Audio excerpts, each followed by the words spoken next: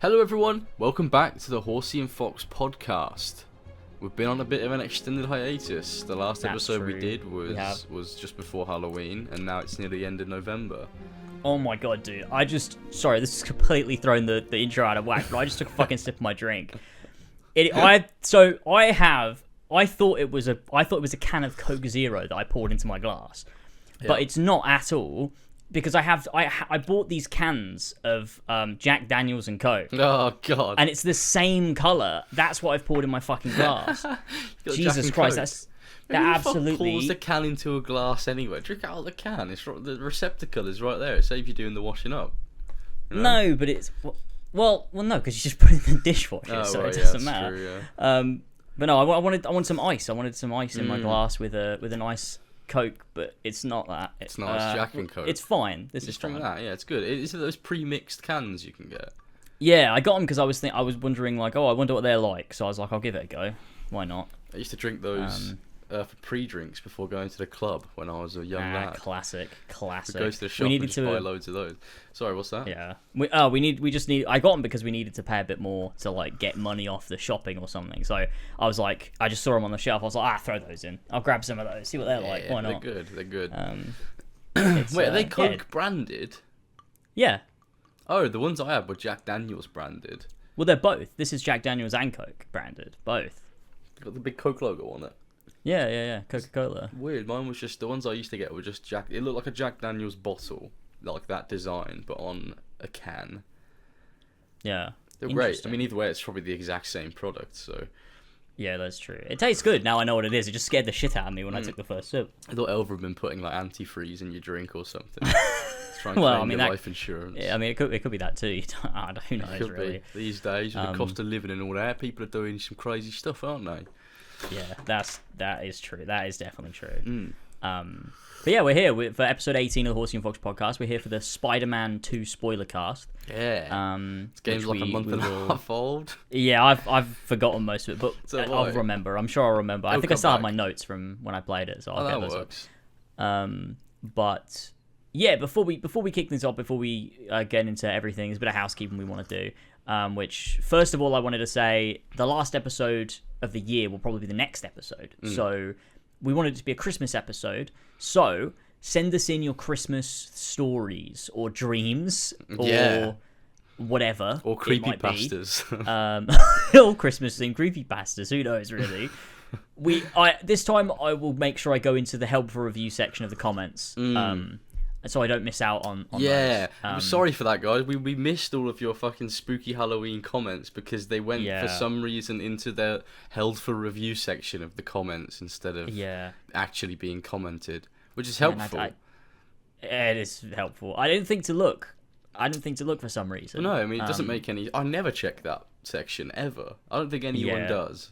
I do sometimes, which is weird that I didn't check it for this. There are some funny things in there sometimes. But I do sometimes check it. Mostly it's like spam and shit, or people getting really angry. But I think there's one of mine, this is unrelated, but one of mine in the spam filter is a big thread on one of my Odyssey videos where people keep replying to it, but they all keep going into the spam filter. So there's like hundreds and hundreds backlogged of comments that just don't show up because I don't know, they keep getting caught with the spam for some reason by YouTube, which makes sense. Because YouTube's like, that's fucking bullshit.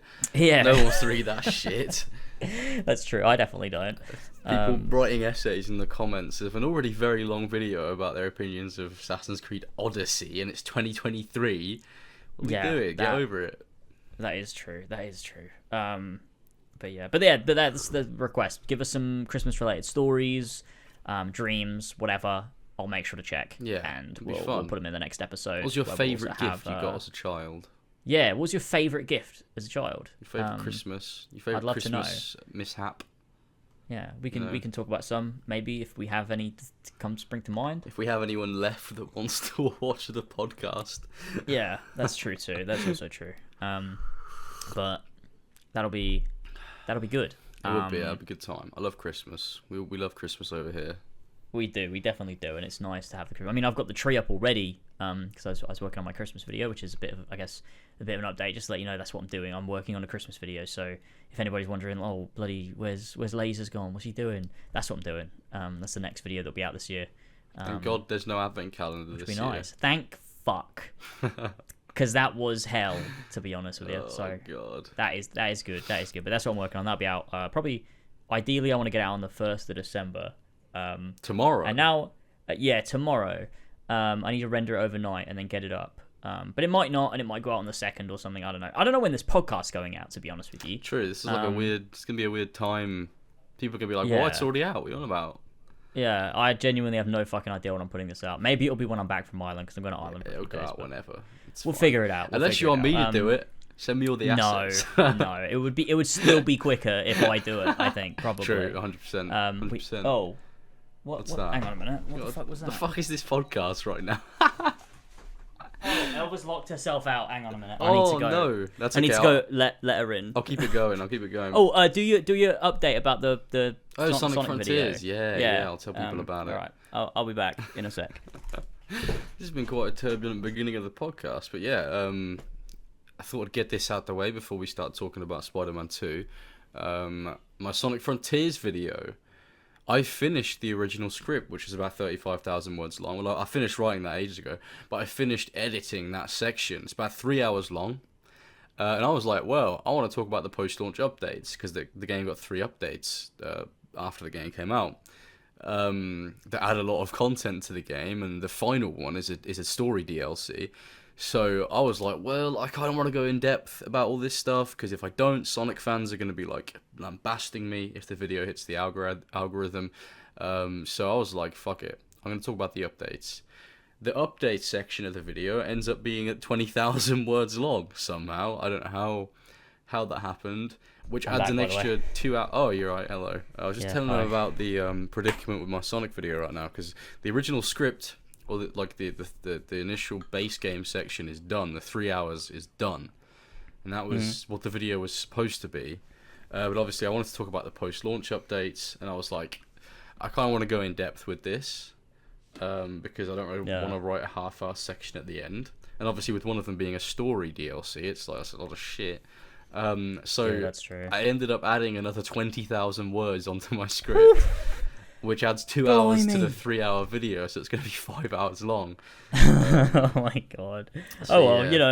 Big videos attract people. It's like, how is anyone going to be able to resist? Exactly. Yeah. They're going to see a 5 hour Sonic Frontiers video. And they'll be like, no one cares about this game anymore, but this guy does. I have to click on it. Yeah. Yeah. Oh man. The crazy thing is, most of the comments are going to be people that have not watched the video and just like mad at like the first 5 minutes or something. Mad at the title. Yeah. Like the title is Sonic Frontiers was almost great. So half the comments are going to be, what do you mean almost? I thought it was great. I had a really good time playing it in my 200-hour stint playing it. It was a very good time. Oh my god. Fuck. That is a lot. I mean, the thing that I love about the stuff that you've been doing, and by that I mean the 2 recent videos you've done, being Horizon, which was like almost a year ago, or whatever the fuck you put it out, and then the Sonic one, that's the kind of shit I fucking would love to do, just to sit down and be like, I'm gonna make like a 5-6 hour video on like just a game that I just really want to make this like in-depth like thing on, but like, man, I just don't have take too long. Time to do it. It takes too long, and I have to stuff out. Yeah, it's like I'm already pushing it a bit with the type of stuff I make now. That I'm like, trying to balance it, because obviously you can't go full in like quantity, because then you're going to lose everyone. Everyone's going to like tune out. Yeah. But you can't go. But like also like for me, I can't, at least at the stage I can't go full quality. Because, I mean, I think my videos are good, but I can't go, like, down the route of I'm just going to spend 6 to 12 months working on a single video. Yeah. Because I will lose my house. So it's like, I got to balance it. Oh, God. Yeah. No, that must be tough, to be fair, having to compromise like that. Yeah. It is a bit. But at least I can still make, stuff that I want. I made a 5-hour video on Assassin's Creed 1, which was great. Yeah, that'll work. That'll do. Yeah, I mean, I'm pretty happy. I think this year, to be honest with you, is, and I'm sure we'll do more like reflection on this year next episode. But I think this year has been a really good year in terms of like content and stuff and consistency and everything, for me at least. It's been nice overall. Yeah. which is good. But been a good year. Next episode we'll do a bit more of that. Talk about how the year's been and stuff. Yeah, for sure. I mean, it'll be that sort of wrap up episode. Yeah. Shame we couldn't get to 20. So we're gonna end the year on 19. I mean, we could easily do like a 5-minute episode. It'd be like, it's episode 19. We could do one of those ones, like one of the Og Pods where they just like it's like 5 minutes of Lewis talking to some random fucking guy. Yoimitsu, that's who it normally was. Who's not Simon. Oh yeah, do you remember that section on the Yog Pod where he calls Simon up on the phone and Simon pretends that he's not Simon? For some reason. Yeah, that's a classic. That's a classic. They also did they used to have those segments and they do it for one episode. Like the episode before they come up with all the segments and then the next episode they do them all and then never do it ever again. Like Into the Mind of Woman and yeah. Love is Virian's like film a butterfly. Reviews. Yeah. This is Virian's film reviews.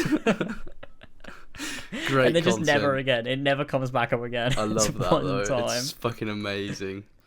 They were even talking about getting a fucking economy Like who thinks let's get an economy section on our gaming related podcast? Well, I suppose it wasn't even gaming related. They just talked about WoW every now and then, and the rest of it was just random shit. Yeah, it felt like they were on fucking Ventrilo, and they would like. It would be like between sessions of World of Warcraft, it felt like. Yeah. It would be like the conversations they'd have, and then Lewis would just edit them together. It was amazing. He just records people without them knowing. Just press the record button while everyone's on Vent. Oh, that's amazing. I love that. Oh, man. There'll never be another podcast like it ever. I know. There won't be. It's sad. I know. Well, as much as we try. Yeah. As much as we try to copy them. Yeah, we can't. But it's okay, we're the Horsey and Fox. We're something completely different. We've carved out our own niche in this small part of YouTube. Yeah, that's Very true. small part of YouTube. And it's also interesting listening to the early dog pods because sometimes they talk about their viewership and they have like 500 listeners or something. Yeah. And it's like, that's crazy. That's good. We have more listeners than they had. Oh shit. At the beginning, because that's crazy. Like we get like 500 to 1,000 on like combined podcast services. Then we get that's true. Yeah. 800 to sort of 1,200 views on YouTube. Yeah. We're bigger than the Yog Pod. Bigger than the Yog Pod. Yeah. If only we were in 2009, then that would be great. True. Really good. This podcast would be ahead of its time. Really far ahead of its time. But yeah. Yeah, that's true. Do you ever think about if you had all the knowledge you have now and you went back to like 2011? Do you think like you'd be able to just like create a fucking media empire? What was would I be the age now that I am now in 2011? Yes, you just time travel back in time. Yes, I reckon you could. Yeah. You could copy all the. Okay, no, I don't mean like copy. Oh, yeah, obviously that would probably work. But yeah, you could just do like the most popular Minecraft series, but just do it you instead. Yeah, I think it because you look at a lot of the popular stuff back then, and a lot of it was like very scuffed in how it was, and it's like if you made the stuff like, but did it your way and high quality and stuff, like it's like you could easily. It'd be so easy, but now you could do so much. Oh god, the possibilities of that question are insane. Like you could do tutorial videos for like Easter eggs in video games that no one knows about that you know about because it's years ago people found it. That'd be insane. That's true. I see. When I asked the question, what I meant more so was the knowledge you have of how to produce a video. No, I wouldn't fucking. Why would I use that? Not like your memory of like Shadow of Israfel and then making it yourself before they do it. Do that. I'd have no friends, so I wouldn't be able to do that anyway. Because I assume that's true. Well, if I went back no one in would time, be. would Mum You'd and have Dad to make friends. You'd have to, yeah, true. You wouldn't be able to make friends with your current friends because they'd all be like 10, or for me at least. Exactly. So you'd have to, So if like we were to go back to 2011, you'd have to make new friends. You have to go find friends. You have to go to the pub or something. I'd just make random videos like, next 10 COD titles leaked, and like just make it with like just that prediction videos, and they'd eventually just get millions of views because people would be like, "How does this fucking guy know?" Yeah, that's true.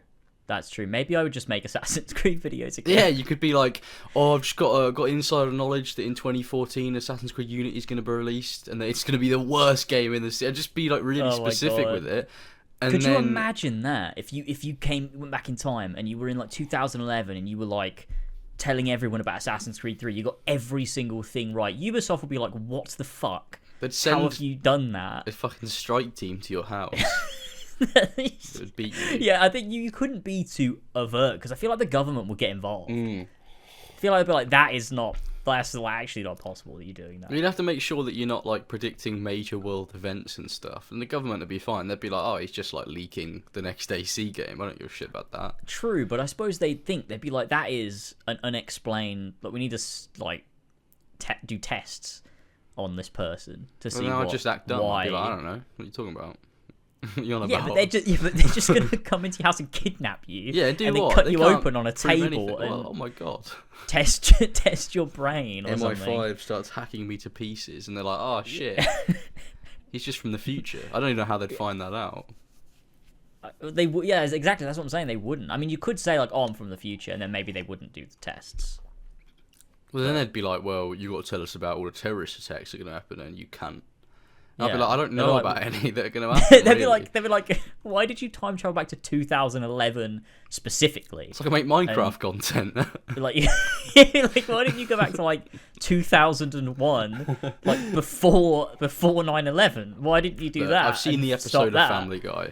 If you go back in time and stop 9/11, other crazy things will happen. I forget what happens in the episode, to be honest. Brian is like the author of Harry Potter. Oh god, no, that'd be awful. You go back in time, and then you change 9/11. You come back to the modern day, and you are J.K. Rowling, and everyone hates you, and your family hates you. Are you also transphobic, or are you still you? Have to be. Oh, well, I mean, okay. That version of you is because you became J.K. Rowling.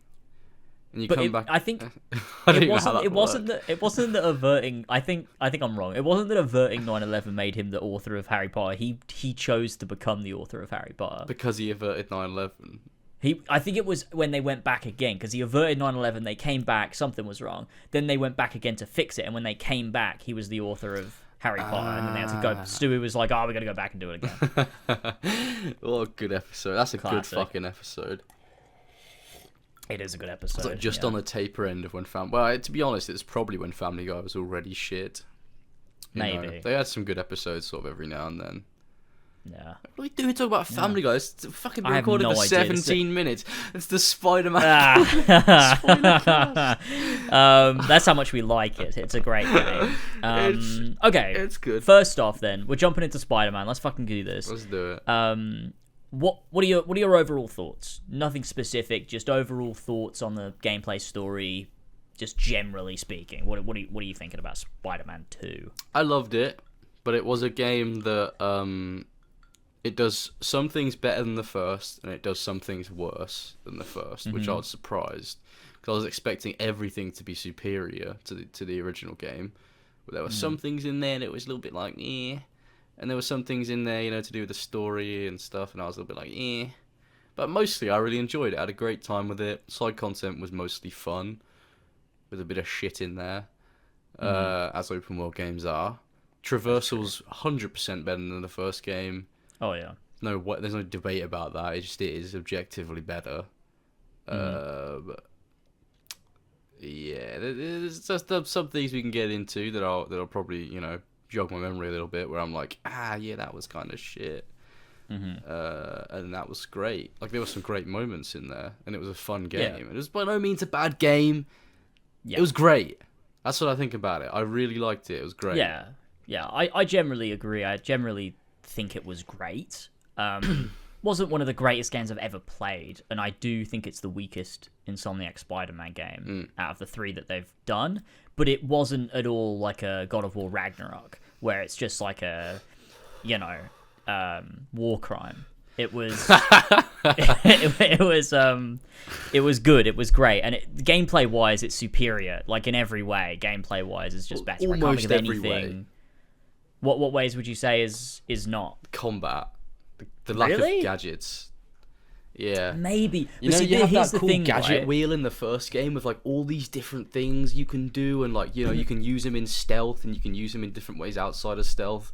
You just replace that with 4 gadgets for the entire game, and only one of them can be used outside of stealth. In stealth. Yeah, I agree. I talked about this a little bit in my video. I think there's a trade-off there. Is that the game is way better balanced now. Like, to beat the game and to be good at it when you're on the harder difficulties and stuff, you have to be good at the game. You have to be good at the combat. Yeah. Whereas in Spider-Man 1, because there were so many gadgets, there were tons that could just cheese it. There were tons that you could you could just you could just throw enemies off the edge. Most of them would just stick enemies dead to a wall straight away, or would stun enemies too aggressively. Miles really worked, fixed that, but it did it in a way that, again, you've only got 4 gadgets in Miles. Yeah, I wanted all 8 or 9 of them that were in the first. I was looking forward to that. It was a whole sort of skill ceiling to the combat in the first game, with quick switching between gadgets in between combos and stuff. And I think what they probably should have done was, instead of just removing all of them, you should have tried to balance gadgets in a way where you can't cheese it, so that you still have the creativity of I have 8, 9 gadgets that I can switch between, and they all do different things. Just you don't have ones where the fucking air blast was stupid in Spider-Man 1. Swap that for something else. Spider-Man 2 with the fucking thing that shoots out the gravity laser things that shoot people in the air. That same thing is in the game. Wait, what do you mean? You know in Spider-Man 2, the gadget that it shoots out this little drone, and then then that drone shoots people that boost them in the air. God, I don't even remember the game that well. I mean, that's in Spider-Man 2. That is... It's pretty much I think I do remember it.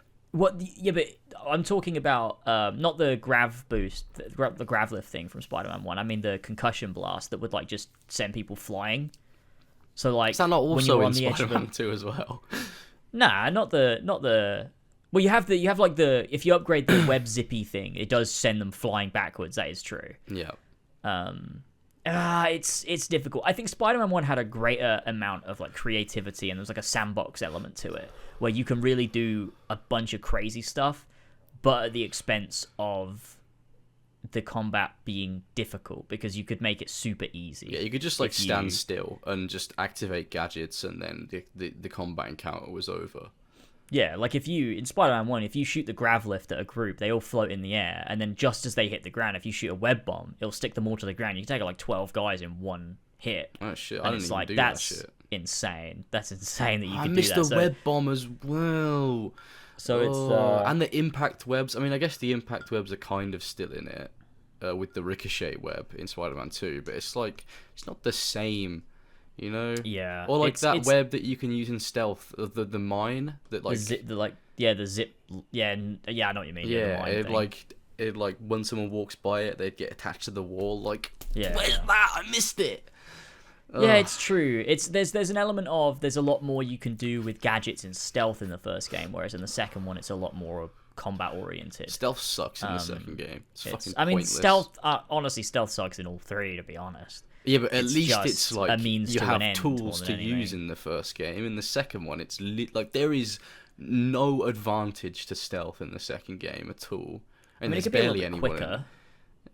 Can it? It feels like it takes longer. You can serve focus and stuff. You build focus ready for the boss. Oh, what difficulty did you play on? Whatever the hardest one was.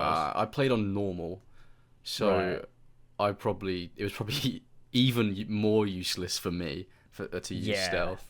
I wish I would have played it on Ultimate. I'll probably, once New Game Plus comes out, I'll probably go back and play it again. Yeah, well, Ultimate, you have to beat the game to unlock it. So the highest, I think it was Spectacular, was what I had to play it on. Okay, yeah. Which is a bit of a shame, but it was really good. I really liked how difficult it could be. Some of the bosses, the Mr. Negative fight you do as Miles, the first when you're kidnapped by Craven. But there is only one, actually, isn't there? Yeah, it's when you've been kidnapped and you go into that arena. That boss was sick on Spectacular. So was the one against Peter as well. That was really good as well. Oh, that was hard. And I was playing on normal, and that was hard. Yeah, it was good. It was good. I liked that there was a lot of bosses. Oh, one of the best ones I think was the boss fight against Lizard that you do. Oh, that was so good.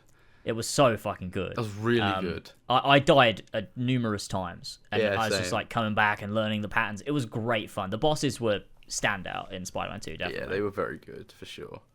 But yeah, we're getting ahead of ourselves a little bit. That is true. Overall story, I suppose. Do you want to talk about that? Moments that stood out for us, or towards the beginning of the game, or trying to think the best way to tackle this, because there's a lot of things that happen. Okay, let's do it. Let's group together particular things. Let's talk about generally first Peter's story and arc and his sort of journey isolated? Like, what do you think about Pete? Like, what did you think about Peter's character journey? Like, with the symbiote, with his relationship to Harry and MJ and Miles, and like just for that character. I thought it was a really fun symbiote story. You know, it's by no means treading new ground. It was it was pretty much what I expected. You know, he's chilling, doing normal Spider-Man stuff. You know, we obviously knew that Harry had the symbiote from the post-credit scene of the first game, so we've known that for years. And I knew that was obviously going to play a factor into it. Harry shows up, he's chilling.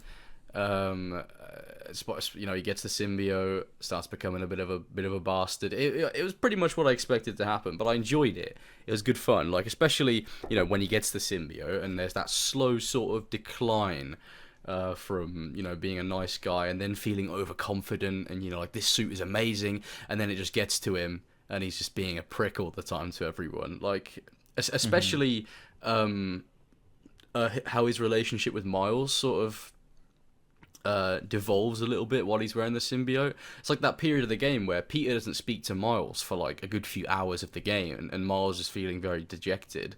I thought that was really cool because it's like, you know, Miles is the person that keeps Peter on track almost, and he sort of lost touch with that to pursue the symbiote more. And you can really see that Miles is hurt by it and that he doesn't understand what's happening to Peter at all. I also liked that Miles was almost like the moral character in the story as well. Like he was this sort of moral compass. And once Peter gets the symbiote, the player sort of attaches themselves to Miles. Like, oh, this is the Spider-Man now. Like, you know, Peter's gone AWOL. I quite like that, you know, aspect of the story. Yeah, I think with regards to that, I like it, but I think there's almost... The game could have maybe benefited from being maybe 2-3 hours longer, maybe. I think it could have been longer. Something like that. I think it could have been longer. So we could spend a bit more time with Miles, just sort of mulling it over, like his dejection from Peter. Because I feel like it's almost like at points he gets quite sidelined. And if you're doing the side content, it's more of a 50-50 split. But if you just beeline the main story, which I didn't really realize until I did my second playthrough of it. On the first playthrough, I did all the side content alongside the main story, so it just felt like a 50-50 split. They were both getting even screen time. Yeah. But when I replayed it and I just beelined the main story, I was like, oh, Miles is really not in this as much as I thought he was, because it was mainly side content that was Miles. Yeah, Miles gets like the lion's share of some different pieces of side content. Which I do think sucks a little bit. It feels a bit almost like, I don't know, it was like rather than it being a Miles and Peter story, it was a Peter story where Miles is also a protagonist having an arc. That's what I was expecting from this game. You know, I knew it was a Peter game. You know, it's Miles had his game, which was great, and it's amazing that Miles is in the second one.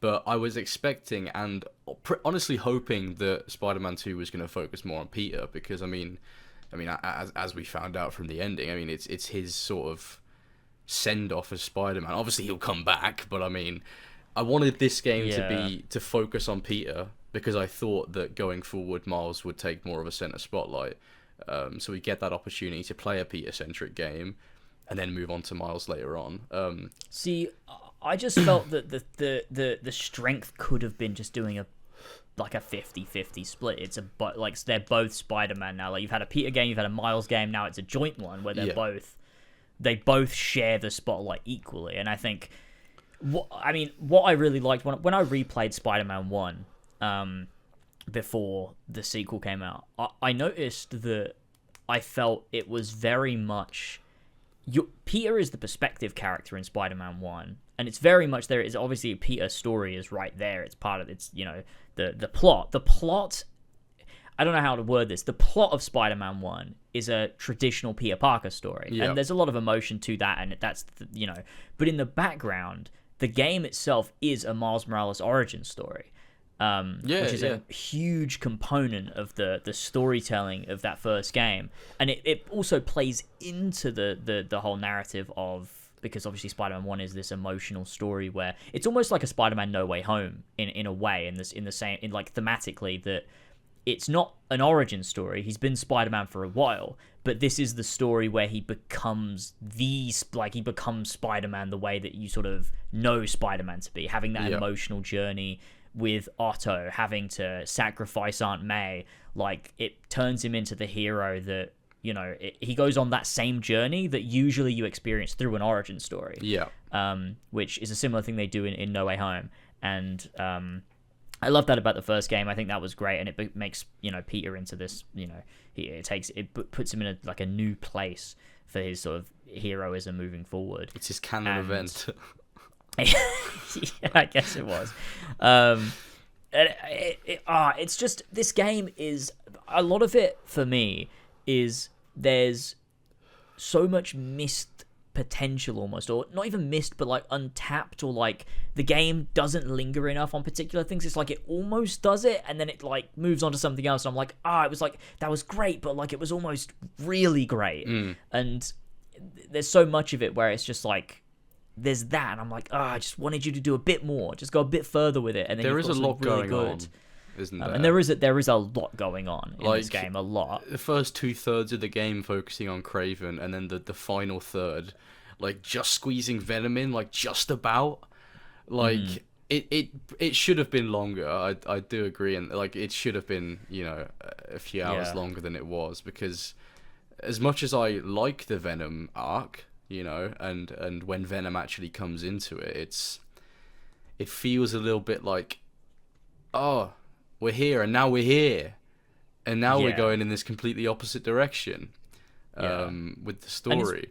And it's weird because it's all thematically cohesive. It's just the plot aspect of it feels a bit quick. Like, it feels like they, at the end of the game, for like, you know, 2 to 3 hours, they just like speed ran Web of Shadows. And it's like that's so weird that it's at the end. Whereas in the first game, there's that ending portion where New York is in like disarray and chaos, and Doc Ock and the Sinister Six are doing stuff.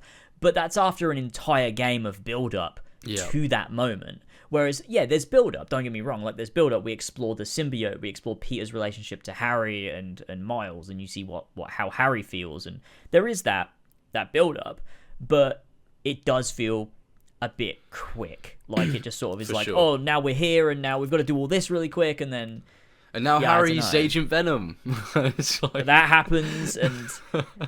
It's just, there's a lot going on. There is, for sure. And... It is an ambitious concept for a game, you know, to have a villain like Kraven, who's very complex, and then also try and put Venom on top of that, who can be a complex character. Venom's not particularly as complex as he is in other depictions in Spider-Man 2, but I still like Venom in Spider-Man 2. There's a lot of hate for him at the minute, but I like this Venom. I don't mind Venom being a crazy, you know, sort of just wants to take over the world. I don't really mind that. I'm fine with it. Sorry, go on. I think the reason why Venom is complex in other forms of media is because he usually Venom is a thing that just remains. Like, he's just there all the time. Like, at least in the animated series from the 90s, I remember Venom would always crop up again and again. Like, Eddie Brock was Venom. Yeah. And he would just sort of show up again and again. Whereas in this game, and also the way they do it in Spider-Man 3, in the Raimi films, Venom shows up for like 5 minutes and then he's gone. And it's like, Venom's gone now, it's over. Yeah. So it's like, well, you can't make it that complex. Like, Venom is used as a vehicle to explore the complexity of Harry Osborn more than it's used to make Venom as the villain complex, which is fine. But then, I don't know, it just feels a bit like, well, why then? Isn't that normally how it's done, though? Because the symbiote, I guess, does have its own agenda, but isn't it always that the symbiote is used to bring out character traits from characters that normally wouldn't act like that? Yeah, I guess what I meant more so was, because it's not really the complexity of the symbiote. I guess it's more that, like, they did the character work, and then the symbiote's gone, and then it's like, hey, we did it, that's the thing that's done. Whereas a lot of the times I don't know how it really is in the comics, my point of reference is the animated series. Pretty which much, is just same here. Where it's like, in that, Eddie Brock is Venom for a very long time. and you get to explore lots of elements of Eddie Brock as Venom across the series when he keeps coming back and showing up and stuff.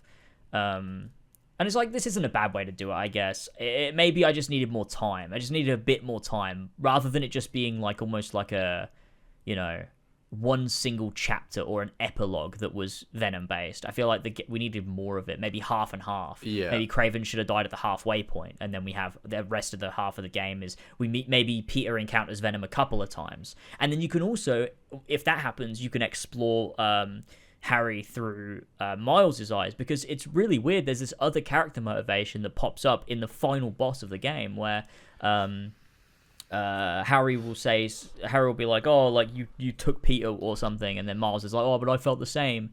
And it's like there's this conflict between them that's never explored in the game. It's just they mention it once in the final boss, and it's like, oh, that's really interesting. That would have been good to see that play out. That would have been cool. With Harry, but we don't get to see it. When he gets corrupted by the symbiote, he starts seeing Miles as more of like a threat to his friendship with Peter. Yeah, that's never explored really in the game whatsoever, bar that one section during the fight between Miles and Venom.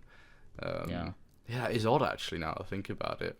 It's a game that I definitely need to play again. I probably will play it again. I'm waiting for New Game Plus, but yeah, there's many things they could have banged better. The intro to the game is pretty much perfect though, I'd say, with the Sandman boss fight. Love it that. was fucking amazing. Great vibes. Really good. Like just that funny scene where Miles goes to the toilet and he comes back and he's like, I need help with this, and the whole class are laughing at him. It was great. Yeah, it's like good classic vibes. Spider-Man. It's like, because they know what they're talking about, but to the class it looks fucking mental. It was such. It was just so, and like that moment where you get to play as Peter for the first time was like, I'm back. Like, this is amazing. Like, it's been like 5 years since I last played as Peter in a mainline Spider-Man game. Like, this feels so good. I was so excited. It was very cool. I mean, for me, it's weird because for me, there's something like Miles that I connect with almost more. Which, like Miles Morales, that game is my favorite of like the Spider-Man games. I love that one so much. It is very, very good. Yeah, it's amazing.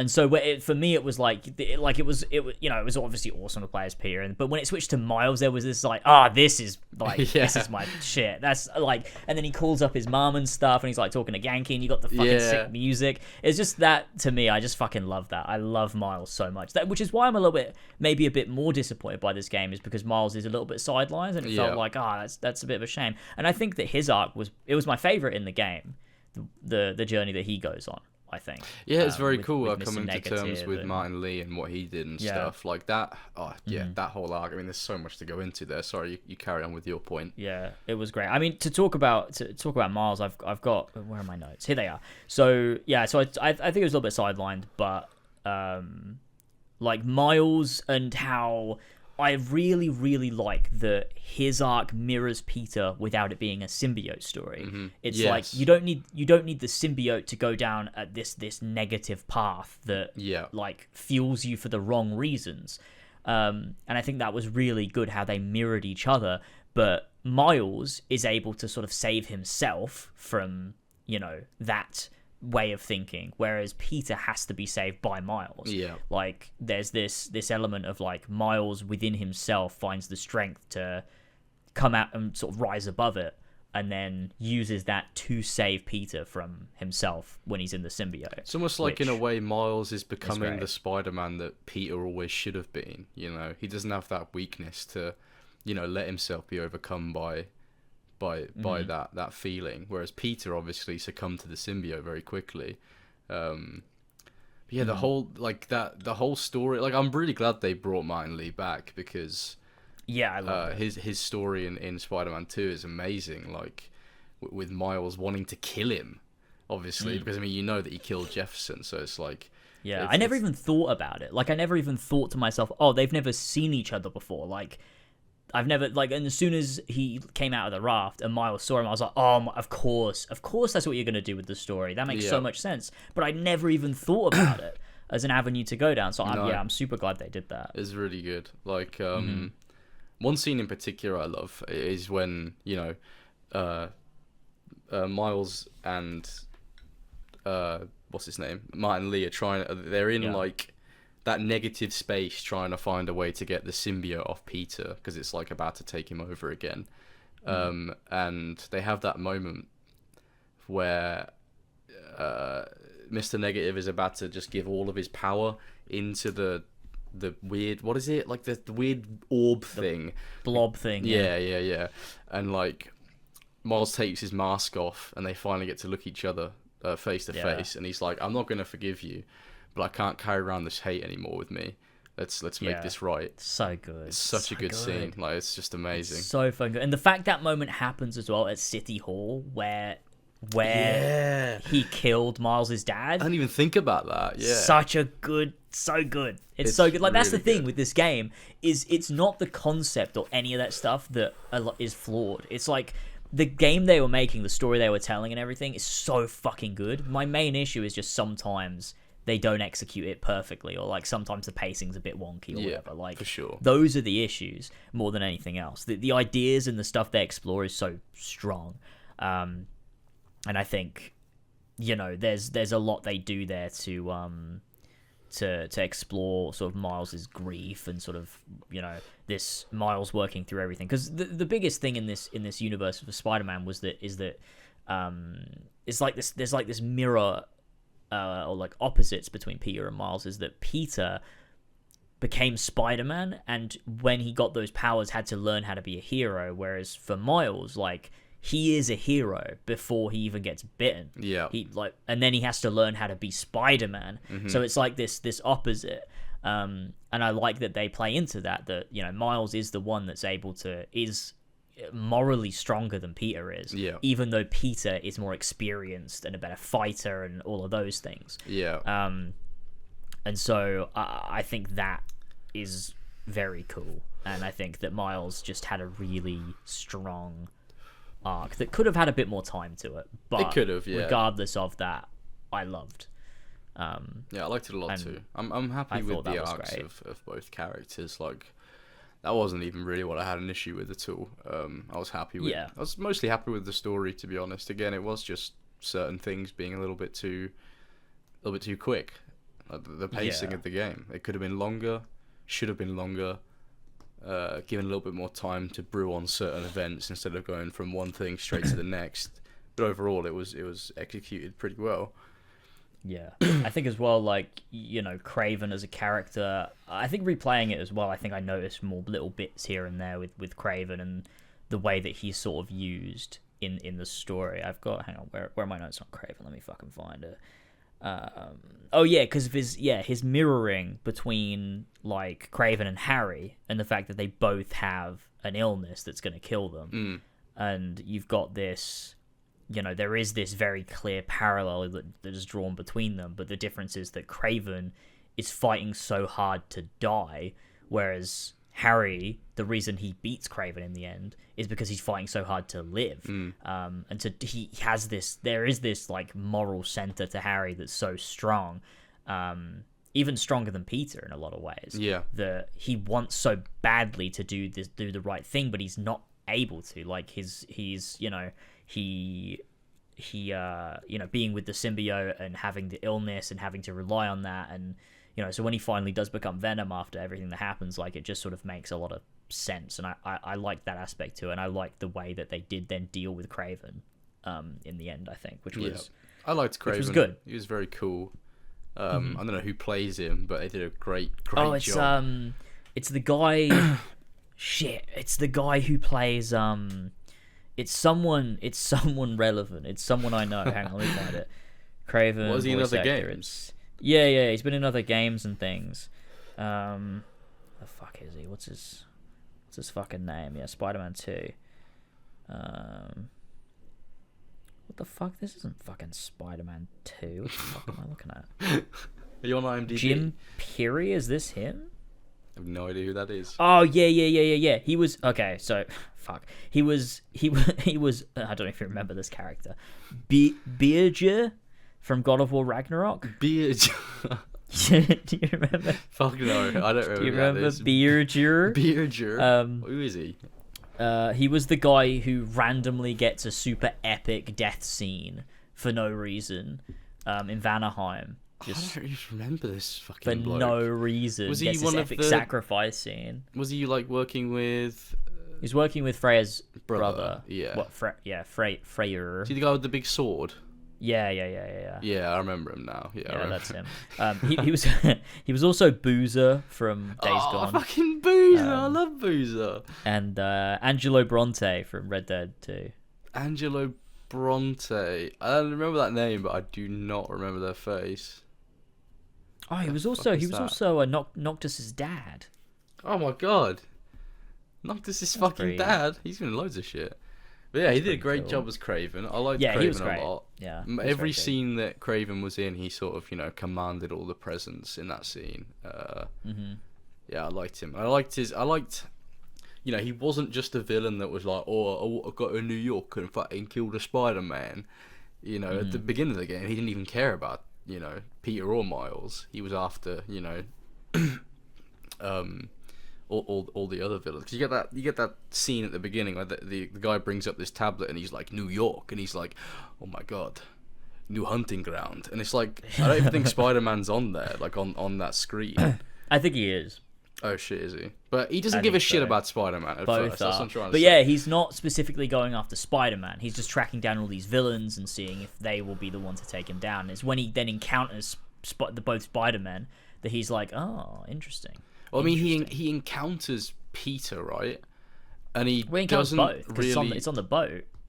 Oh yeah, he doesn't even give a shit about either of them at that point. It's when he sees Peter with the symbiote, that he's like, that'll be the thing that gets me. Yeah, which I thought was pretty cool. Yeah, that is true. And I think Craven on the whole, like, I think the game is very thematically cohesive.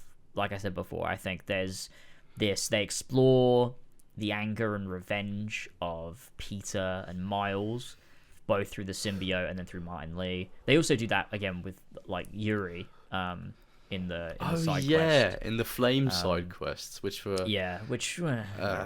they exist. But like they still do it. Like it's still there. It's still a thing that they try to do. Yeah.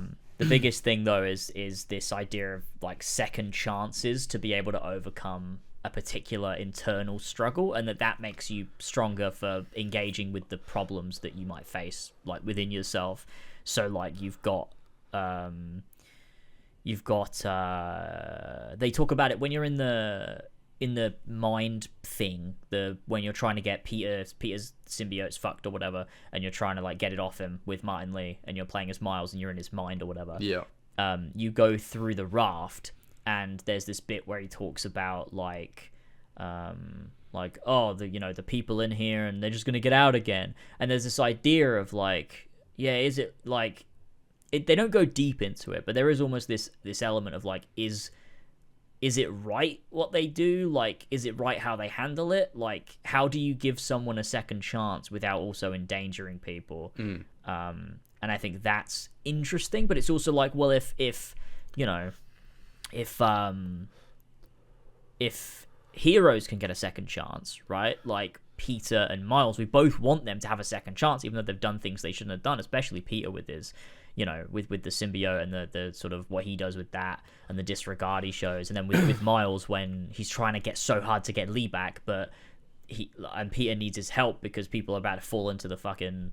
that was a good scene. Big fan or whatever, which is a great scene. It's like despite them doing those things, we really want them to have that second chance. So why can't the villains have a second chance too? Like, why do we root for them to lose when they should be able to have a second chance as well? And I think that's super interesting. They do it they show like Tombstone is like reformed and working at Coney Island, I like that. which is like, okay, so he can do that. You see Mysterio as well. Like he's reformed and is doing his thing, and he's getting exploited by people that aren't super villains, but people that are just awful. They're not good. Yeah, exactly. Terrible. Yeah, and so get some fucking money off this dude. And so like you've got those things, and on top of that you've got like Peter wants to be able to focus and do his work at EMF. You've got MJ with her new podcast. You've got even Harry coming back to life is like the embodiment of that theme that everyone should get a second chance. Yeah. And based on Harry's actions and based on who Harry is, for him to die would have made no sense. Him coming back makes the most sense possible, especially the fact that it happens, you know, Miles using his Venom power, which now also is like infused with Mr. Negative Energy or whatever. Yeah. Like the whole arc of second chances and using that power to then resurrect Harry to play into the theme, it's great. I think true, overall, that is really strong, yeah. It's very, very good. And there's a lot of subtleties there and a lot of cool little elements and stuff. And yeah, I think that's overall very good. Yeah. Yeah, it's a thematically very consistent game. It definitely is. And for sure. They explore it very nicely. I want to talk briefly about the Peter Miles fight as well, which is one of my favorite parts of the game. Yeah. It was just amazing. Like I thought that was going to be something they would probably do at some point in the game based on the trailers. Yeah. You know, that bit where, well, I mean, it's from an MJ mission, but there's that bit in the trailer where you know, Peter like slams down to the floor and like all those tendrils come out of him and stuff, like in the darkness. But the Peter Miles fight was amazing. I loved it. It was just so heartbreaking to watch Miles have to fight his mentor and like one of his best friends. Oh god, like that the line, like the dialogue during the fight as well, where Peter's like, "You think you're better than me," and Miles is like, "No, I just want to help you." It's like, oh, poor Miles. It's man. Great. I love it. It was so good. A great fight too, like mechanically. Yeah, for sure. Like what a great way to you know, almost do one of those sort of the fights that video games do sometimes, but you got like almost like fight a mimic of yourself in a way. It was really good. Like. Story-wise and gameplay-wise, just such a fun fight. Like I didn't want it to end because it was just so good.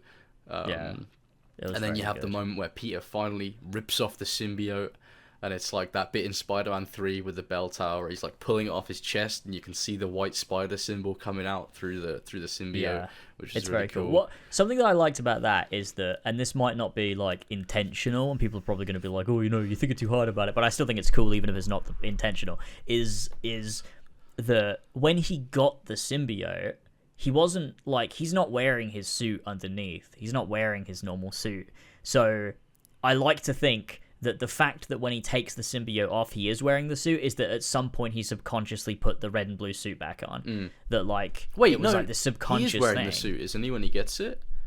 He gets stabbed by Craven. He dies. Oh, when he gets it, yeah, but later on he's not. Like, he doesn't have it. Like, you see him without it. Like, he's not got it on. Yeah. He uses the symbiote to put it like the bully Lowenthal get up. Yeah, like it's all these black clothes, the black jumper. Yeah, that's true. So, that's true. Actually, he took that off, but I like to think that at some point he just subconsciously put that on. That could have been a scene they did. Like, imagine a scene where he's having this internal struggle, and he doesn't know what to do, and he just dons the suit anyway. Like, they could have done something really interesting with that. Like, he has this moment where he's like thinking of Aunt May or something like that, and he puts the suit on, and then the symbiote takes over again. That could have been a really strong scene. Maybe. Like, I mean, I think I like that it's subtle. Maybe it's so subtle that they didn't need to do that. It's probably unintentional. It probably is. Yeah, they probably just thought like, well, he's got to have the suit. He looks cool. Yeah, imagine take he pulls it off and he's naked. Like, what? But to be fair, they had to make that choice at some point because true. In the comics and in the TV shows and animated and stuff, he is naked when he takes it off. Yeah. So I mean, that was obviously a decision that was made at some point. You know, it didn't just go under the radar. Where like people who ever making the game were like, oh, it's, you know, so what does he have when he's, you know, when he takes it off? Like, that was a conscious decision to have him wearing the suit. Yeah. So, and I think it's cool. I think it's good symbolically, and I really like that about it. Of course. Like, I mean, seeing the red and blue Spider-Man suit, you know, emerge from the symbiote, it's like, you know, it's very symbolic of him prevailing over that, which is for sure, super cool. Yeah, and I think as well, like, symbolically, I mean, I've talked about this numerous times because I just love that everyone was fucking bullying me on stream because I was like saying I was reaching, but I fucking was right. Is that the fact that Miles is the one to save Peter, which was, you know, to me was always obvious that was going to happen, because there is this constant reoccurring motif they keep doing, like, is in Spider-Man 1, you've got the scene where Aunt May is trapped in the burning building, and MJ, Miles, and Peter are all trying to save her. And it's the bit where everyone's safely out, but then the timber from the roof falls down and hits Peter, and he's sent flying down the building. Yeah. And he's unconscious, but he sends up this web line that wouldn't have reached anything. You see it go up, and it's about to fall down, like not hitting anything, and Miles leaps out and grabs it. Yeah. And he's the one to save Peter in this moment where he is unconscious and can't save himself and needs someone else to save him. Miles is the one to do that, and it happens again in Miles at the beginning when Rhino he's going to kill Peter. If Miles wasn't there, Rhino would have killed Peter. But that's when he unlocks his Venom abilities and like punches Rhino in the face and does the fight and saves Peter. So the fact that it comes back around again when Peter is unable to save himself, he's like not aware of what he's doing really. He's like can't even see himself anymore, and Miles is the one to come and save him. Like it makes so much sense. It's so fucking beautiful. I love it. It's like a passing of the torch moment almost, where if it wasn't for Miles there would be no Peter. So it's like it's so beautiful. It's so beautiful. I'm not against, like, there's a lot of discourse on the internet, of people going, Peter is Spider-Man, Miles is Miles Morales, this sucks, why is he going to be the main Spider-Man? But it makes the most sense for their character arcs in this universe for Miles to become the primary Spider-Man of the Insomniac universe, because it's been set up for like the last 5 years. Like it was bound to happen. Yeah, for sure. And it's, Peter is not going to not be Spider-Man. I think a lot of people have seen like taken the ending as, oh, Peter's retiring, which is not at all the point of the scene. Like one of the core themes with Peter in this game, and you see it in the Aunt May flashback, is finding balance. That it's not a destination, it's it's the journey. You have to find balance throughout your life. And for a long time Peter prioritized Spider-Man, and he believes that the idea of with great power comes great responsibility. Yes, you have responsibility to use your Spider-Man powers to help people, of course you do, and he needs to keep doing that. But at the same time, he has a responsibility to use the power of his mind to help people too. He's neglected his intelligence for so many years because he didn't see the benefit in using that to benefit people's lives. And now that he's got Miles that can pick up some of the slack for him, he's able to take the time to sit and work on these projects and try and solve these issues, like world hunger or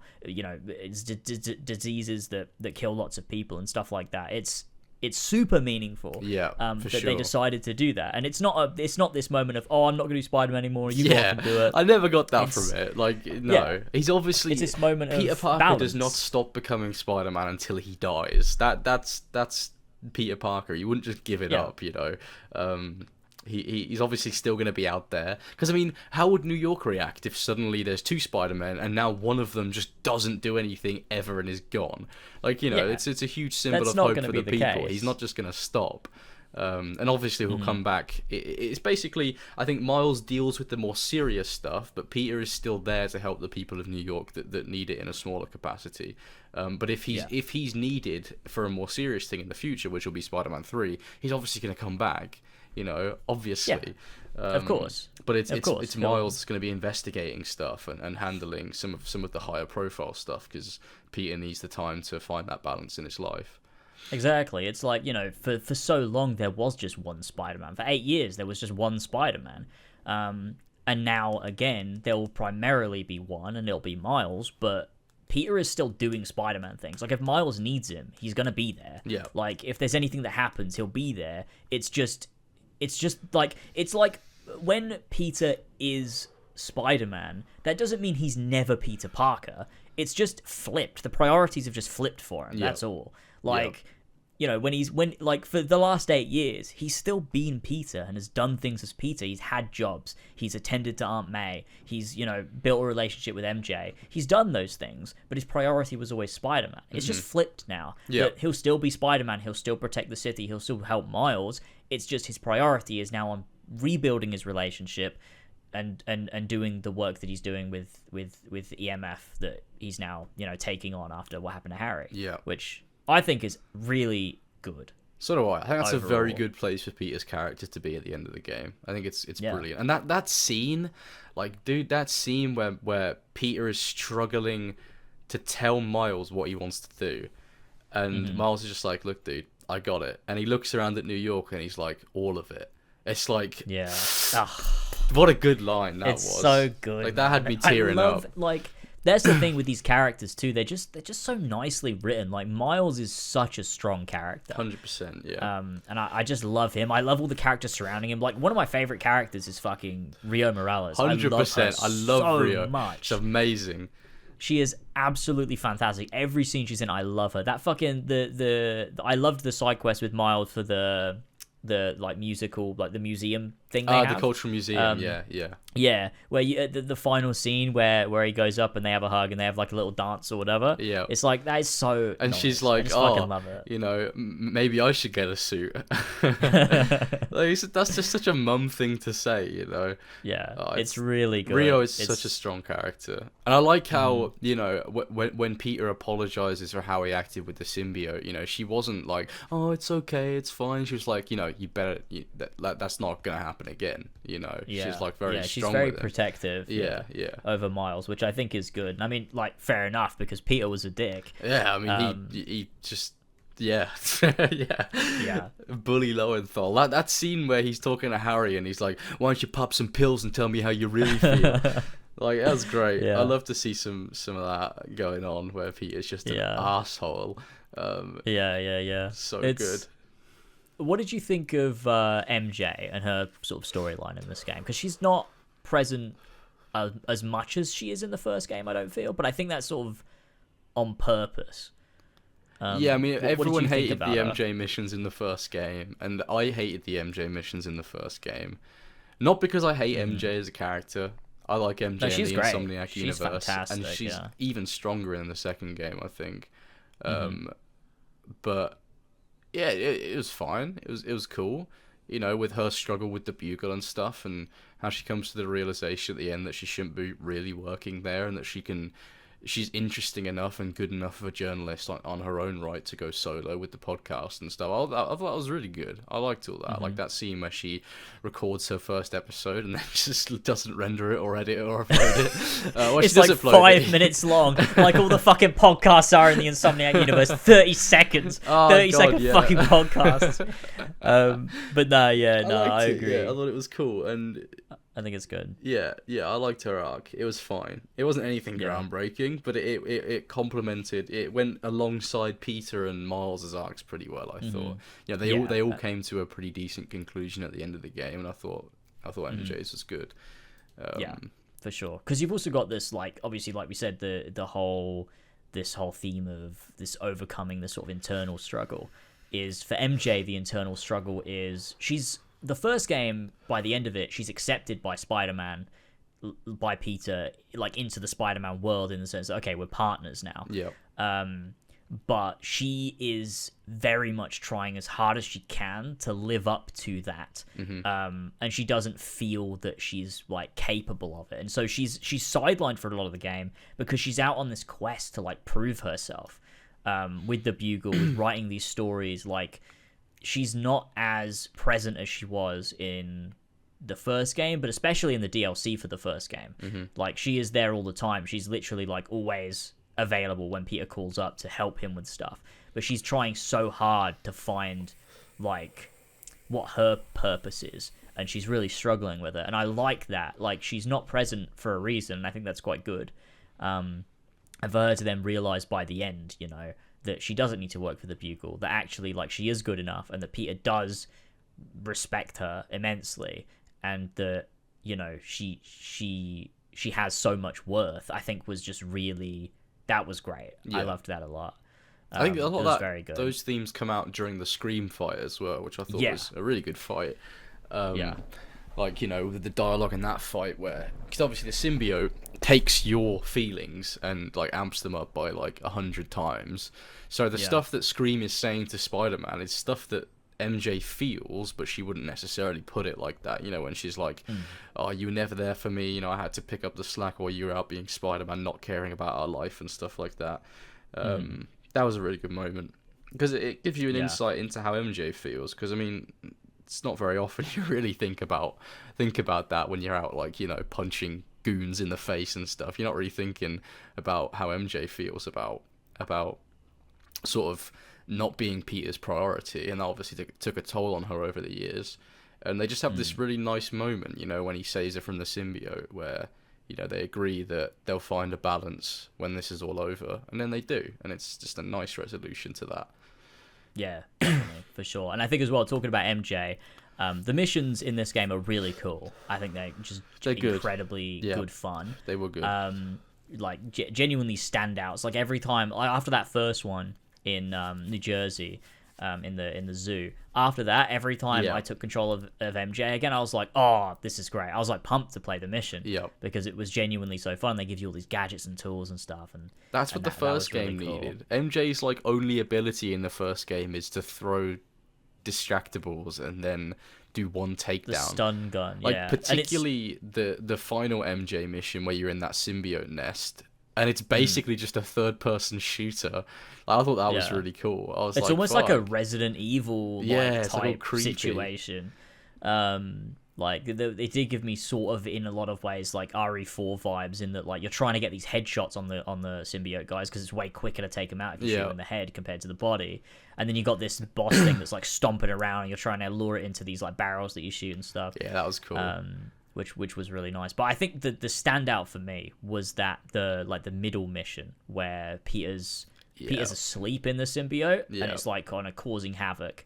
That was fucking tremendous. It was amazing. Like running away from Peter, like he's fucking scary in that mission. It's like MJ's locked in here with this fucking alien goo that's trying to fucking kill her, and it's using Peter's voice. It's like, and it's so like good. When you enter that tunnel and you're just slowly walking around, and then you just like see it like jump from like wall to wall, or like you see the shadow of it while you're like shimmying down a thing. It's fucking amazing. Does such a good job to show to depict the symbiote from a perspective that isn't of like a Spider-Man. It's just a normal person, and how terrifying that would be to be locked in a dark space with that. Yeah, like it was really good. Like I like the horror aspects from that section for sure. It was so good. Yeah, and I think as well, I like that they use the Venom voice sparingly when it's on Peter. Yeah. In the when it does come out, it's fucking terrifying. Like that in that segment where like Peter says MJ, but then the Venom voice is like run, and it's fucking like holy shit. It's so good. It's crazy. Oh, I also like the moment where Peter's talking. This is off the MJ topic. It's when Peter's talking to Dr. Connors about the symbiote, and Dr. Connors is like, we have to get it off you and destroy it. And Peter's like, you want to destroy us? And it's like the first time in the game that he uses us, and it's like, it's taking a hold of him. Sick. What the fuck? And then it's like, isn't it after that mission he gets the symbiote suit instead of the black suit? Yeah, where it changes. Yeah, that was a cool touch. Which looks as well. Awesome. It does. That look fucking sick. The second suit looks so good. I love that design. Yeah, it was so cool. Like I didn't even really notice at first until I got into a certain light, because I think when you first get it, it's nighttime, and I sort of stood next to a building, and I was like, wait, that's changed. It looks all fucked up now.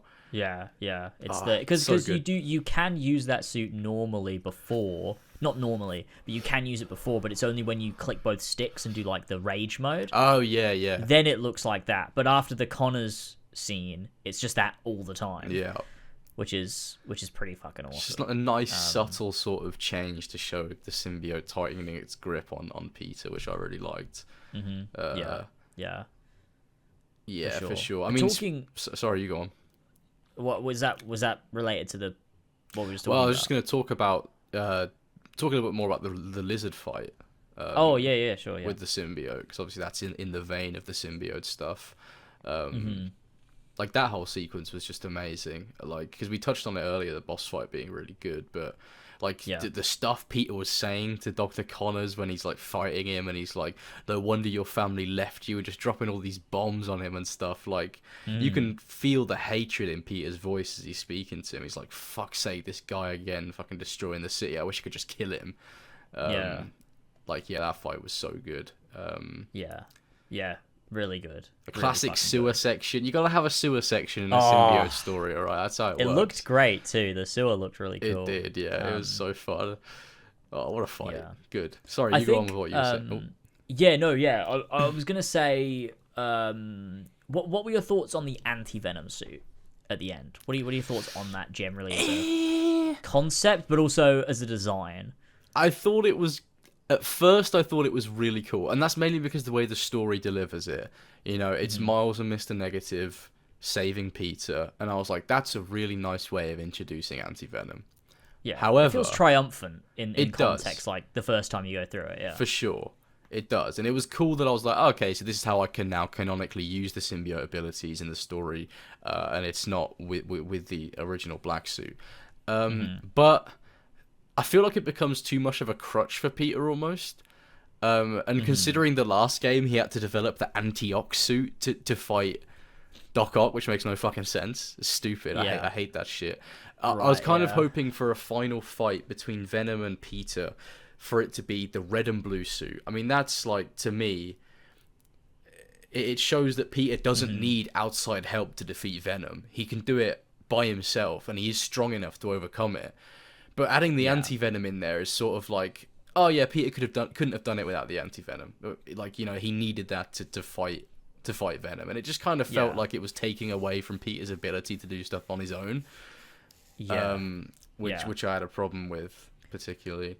No, yeah, I agree. I think it detracts initially. Okay, so I have two thoughts on this, and I'll do the devil's advocate one after, but I think my general thoughts is that it does detract from what the Black Suit story usually tries to do, which is that, oh, you can get all of this strength, but in getting this strength, you lose yourself. Yeah. And to regain yourself and what is Peter's biggest like weapon, which is his morality, to regain that, you have to give up the physical strength. And in doing so, you actually triumph in the end.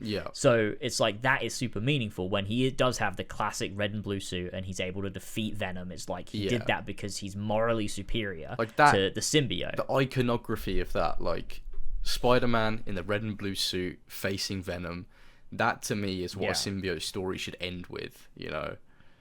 Yeah, and I think that, like, generally, I think it makes more sense, and I think it means more, and I think there's, that element of Peter's morals beat the villain, not his fists. Yeah. Like, even though he does use his fists, obviously, like, you know, there's that. But this was my, like, devil's advocate thing, too, when I was writing out my notes. Yeah. Which is this idea, right, and they do it a little bit with Miles, but I think it's shown here, is the idea is, so with great power comes great responsibility is the Spider-Man thing. Yeah. And so what it's trying to say is, when you do bad things, whether you're Spider-Man or a villain, then that is always going to be a part of you. You can't just shrug it off and go, oh, that doesn't exist anymore, that's separate, that's not me. He did those things, and he had this disregard for people that care about him, and even the city itself at points, and that is always going to be a part of who he is, and you have to live with that, I don't know, that sort of darkness and that trauma, and it's what you do with that that's important. And so, you know, you then have a responsibility to take that part of you and turn it into positivity. And so I think what it's trying to convey on like a visual level is the symbiote is always going to be a part of him now. Like, you don't just get to throw it away and then just, like, you know, negate any responsibility for your actions during that time, because you still did it. So that is always going to be a part of you, even though the main symbiote isn't there. So it's like, by harnessing that and coming to terms with that within yourself, which is what you do as Miles and Mr. Negative, you are then able to be redeemed from that properly. And so I think it's supposed to be like a visual representation of that sort of theming. The anti-Venom suit is this idea that he's now, with great power comes great responsibility, to take responsibility for actions that you've done that may have been negative. Yeah. I think that's the point. It does. It makes sense. Which is does. Like, yeah, like, I get it. And I guess it's thematically strong as well, because it's, you know, a man that has done bad things allowing Peter to become that version of himself. You know, it was Mr. Negative that gave him that power. So it's almost like a man that has done terrible things atoning for them, so then Peter can atone for the terrible things he's done. But yeah, and the suit is like a visual representation of that. But it also looks like shit. I think maybe. Yeah. The suit itself, like when I first got it, I was like, oh, anti-venom, that's sick. It was like one of those jangling keys moments. Yeah. And then like I looked at the suit and I was like, what the fuck is this? Like I just don't know. You got all these other, you got the advanced suit, the classic suit, the black suit. They all look great and they look like they fit in the Insomniac universe. And then you've got the anti-venom suit, which is just like, it does kind of look like shit. Like it looks like cum, actually. It's like not. It's because you have also in your custom suits, you have like the classic black suit design, and one of the alternate colors is the white one, which looks leagues better than the actual anti-venom suit in the game. I don't know. I don't know what they were thinking of that design choice. It does look pretty. I never wear it. Yeah. Well, it's very clear that towards the end of development, they were all smoking something when they came up with the suit designs. For, yeah, like 90% of Peter's suit designs are fucking awful. Like they're like in terms of the extra suits. But oh god, yeah, fucking Miles. I forgot about that. Miles' fucking suit that he gets. Okay. Not only is it a shit looking suit, but it makes no sense for him to go. The city is being fucked up by symbiotes. There is no time for anything, and he goes to some workshop and creates this like suit. It just makes no sense. And not only does that not make sense, but then he goes, I thought it was time for a Miles Morales original. Bro, your suit in Miles Morales was a Miles Morales original. What are you talking about? I think the idea there is that he was trying to mimic Peter when he made that suit. And this is actually his own style, which he needs maybe to get a new style because holy shit, man! What the fuck is that? The fucked up thing is, it wasn't even Miles' style. It was a fucking deal with Adidas to fucking promote some stupid clothes, and it's like wow. So this moment that's meant to be a really impactful moment for Miles that would have worked better after Venom's defeated anyway. Like it should have been that scene where Peter is like, oh Miles, I don't know how to explain this to you, but Miles shows up in a new suit. That should have been when they addressed it and when he made a new suit. But yeah, the fact that it's just a fucking marketing deal between two companies is just, it's so soulless, and it really, really affects that scene just before the final showdown with Venom, which is like such a poignant part of the story, and to throw in this random curveball that takes me out of the game is just, fuck you for doing that. Fuck you, Insomniac. It's super weird. It's super weird that the game is like both simultaneously really, really good with its character work, and then also has these like soulless fucking moments where you're like, holy shit, why'd you do that? Like why? What caused you to do that? Jesus. And like it's just it's so weird. It's an odd mixed bag of a game in so many ways, and I think that's one of the parts of that is that it's like you look at the overall package and it's like, that's great, but there's these moments that make it seem messy as a whole. That's a shame. And I think you don't get that with the first game. No. With Spider-Man 1, it's just so consistently good. Well, the DLC for the first game is that. they got all their shit out of their system with the DLC. The DLC is... It's with fun. Cyborg Hammerhead. I like Cyborg Hammerhead. I'll defend Cyborg Hammerhead. It's fun. I like it. It's a good. It's also a great fight too. Problem with the DLC, like there's much worse aspects of the DLC that I remember. You should replay it. Yeah, I mean, I 100%ed it, but that was like January 2019 or something like that. It was a fucking long time. Maybe not January 2019, like January 2020, something like that. It was a long time ago. Yeah, well, I also remember it being bad, and then when I replayed it, because I made a video on it for Patreon, I was like, actually, I like a lot of it, actually. Well, I don't remember it being as bad as a lot of people said it was going to be when I played it. I was like, okay, no, there's stuff in here that I like, and there's stuff in here that I don't like. And I really don't like... What the fuck is that character in the side quests? The fucking stupid one that does the social media shit. Oh, Screwball. Yeah, fucking worst character ever. Hate her. Oh, yeah. Fucking hate her. Well, I think that's the point. I think you're supposed to hate her. Well, no, but she's all... Well, yeah, but it's also the kind of hate where you're like, I hate her so much that I don't care I'm supposed to. Yeah. I don't like that I hate her. It's not really a good, I'm supposed to hate this character, like where you're like, okay, I hate this character because they've done terrible things. I hate Screwball because she's annoying. That's why I hate her. Which is the point. You are supposed to. But fuck off! She's fucking shit. Like they didn't think she was. They didn't think she was like charismatic when they wrote her. They thought like, yeah, she's fucking annoying as shit. But like, what's her end goal? She's not a good villain. What's her end goal of being annoying? Nothing. I don't know. It's supposed to satirize streamer culture. I guess. Social media bad.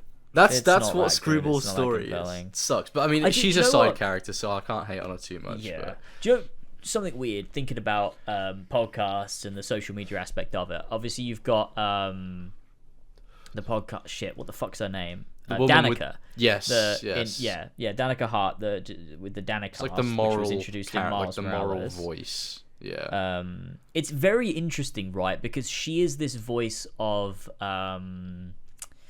the sort of, I don't know what the word is. The people of New York. Yes, but also like specifically for people of color and marginalized groups. Yeah. She's like the sort of very sort of modern. What's the word?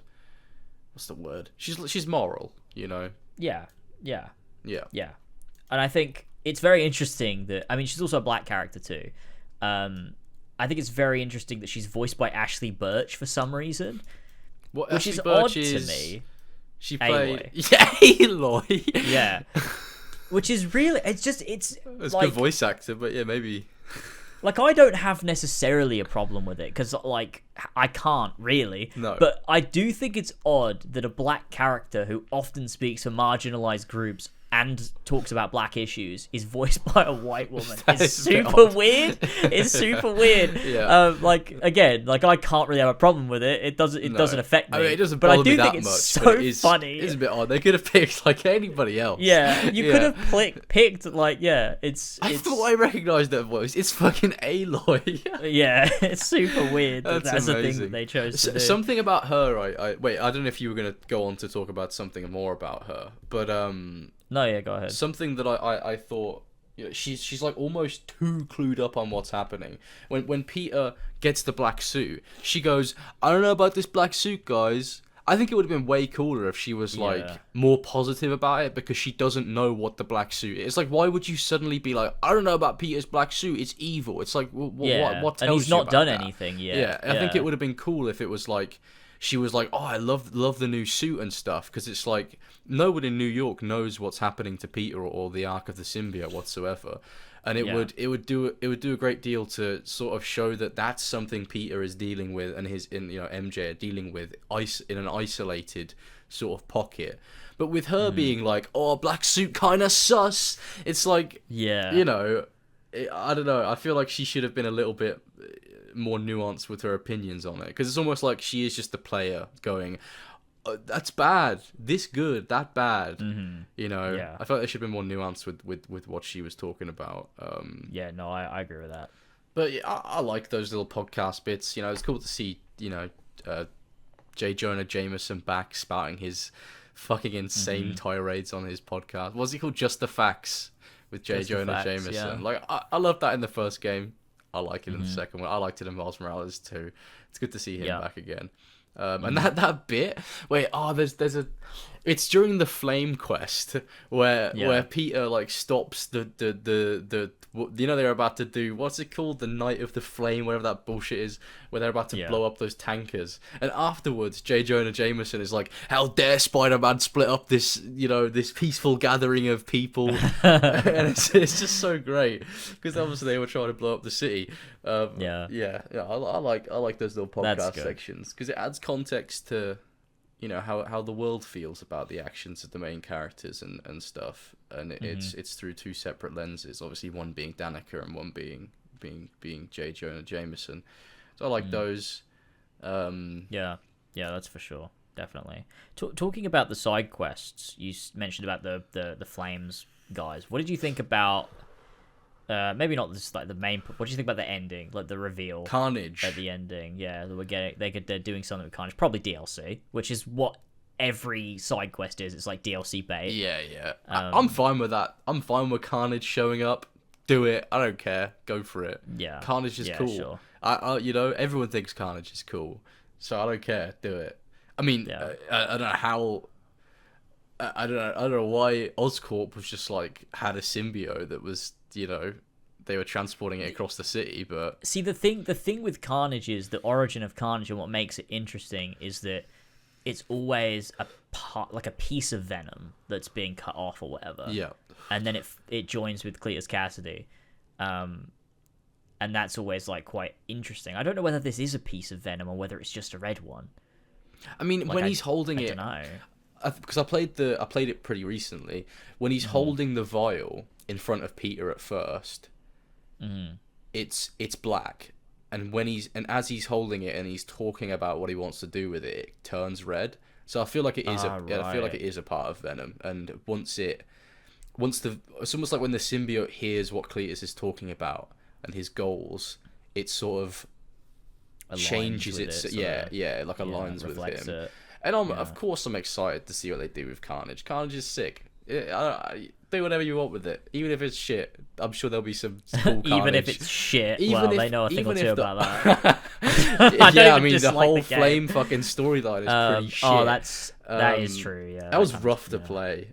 Yeah, I do not like what they did with Yuri. I don't think it's compelling at all. No, it's just edgy. Shut the fuck up, Yuri. Shut up. I don't care. And like people will say like, oh, but they did it in the comics. Like, yeah, that doesn't mean it's good. Yeah. Just because they did it in the maybe it's better written in the comics. Like, it's just not compelling. You get 4 side quests to explore that, and it's like, oh, she's a superhero now.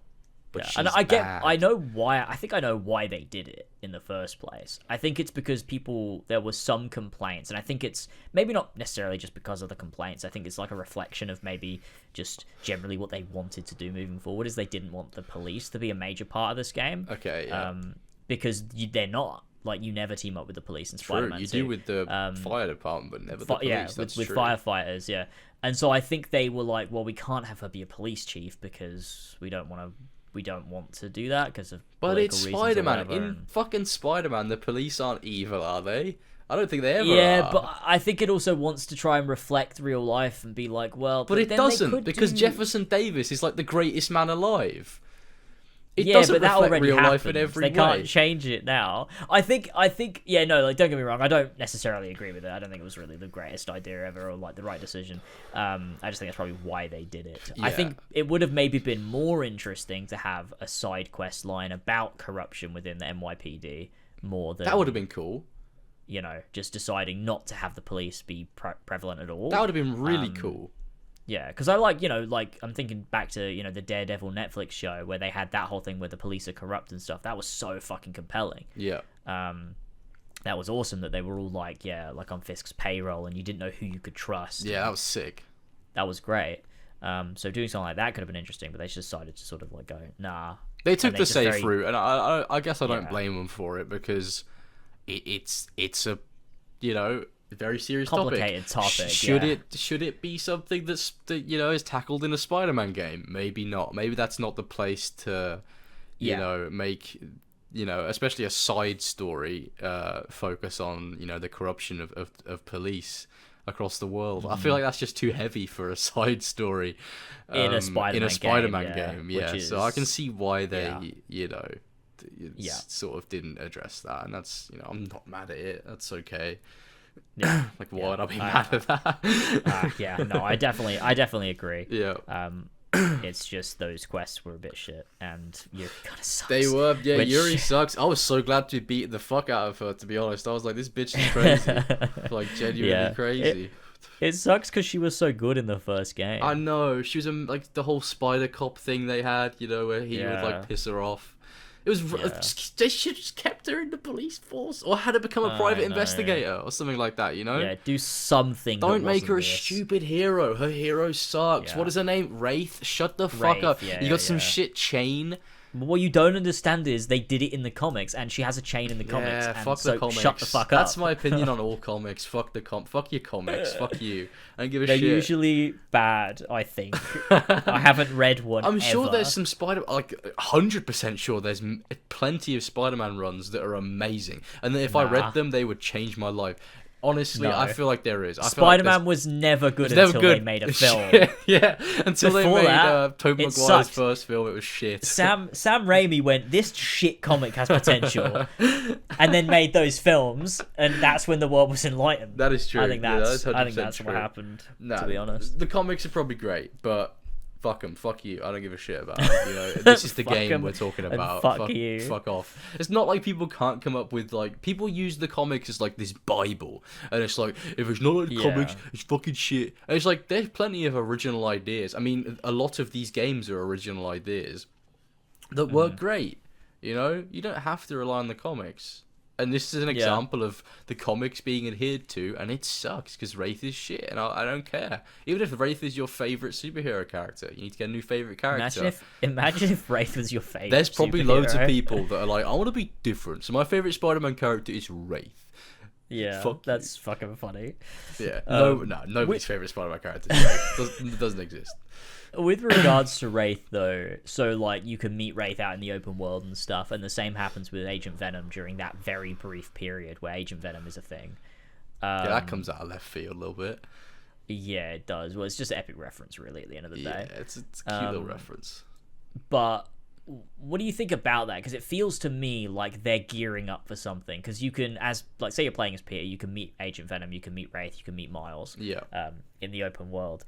It feels to me like they're testing the waters for the future, for maybe something else to be in the next Spider-Man game. You can meet Wolverine in the open world. Well, I mean, they've gone and confirmed that Wolverine is in the Insomniac Spider-Man universe now, so true. But I think that'll be a thing. They will keep.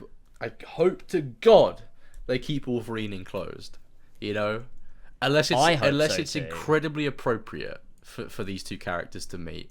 I'd be happy with Wolverine never meeting Spider-Man ever in this universe. I'd be perfectly okay with that. In fact, I would go as far as to say I prefer it. Yeah, I'm leaning towards more of that. I don't want an MCU in game format. No, I don't want it. Not either. Don't do it.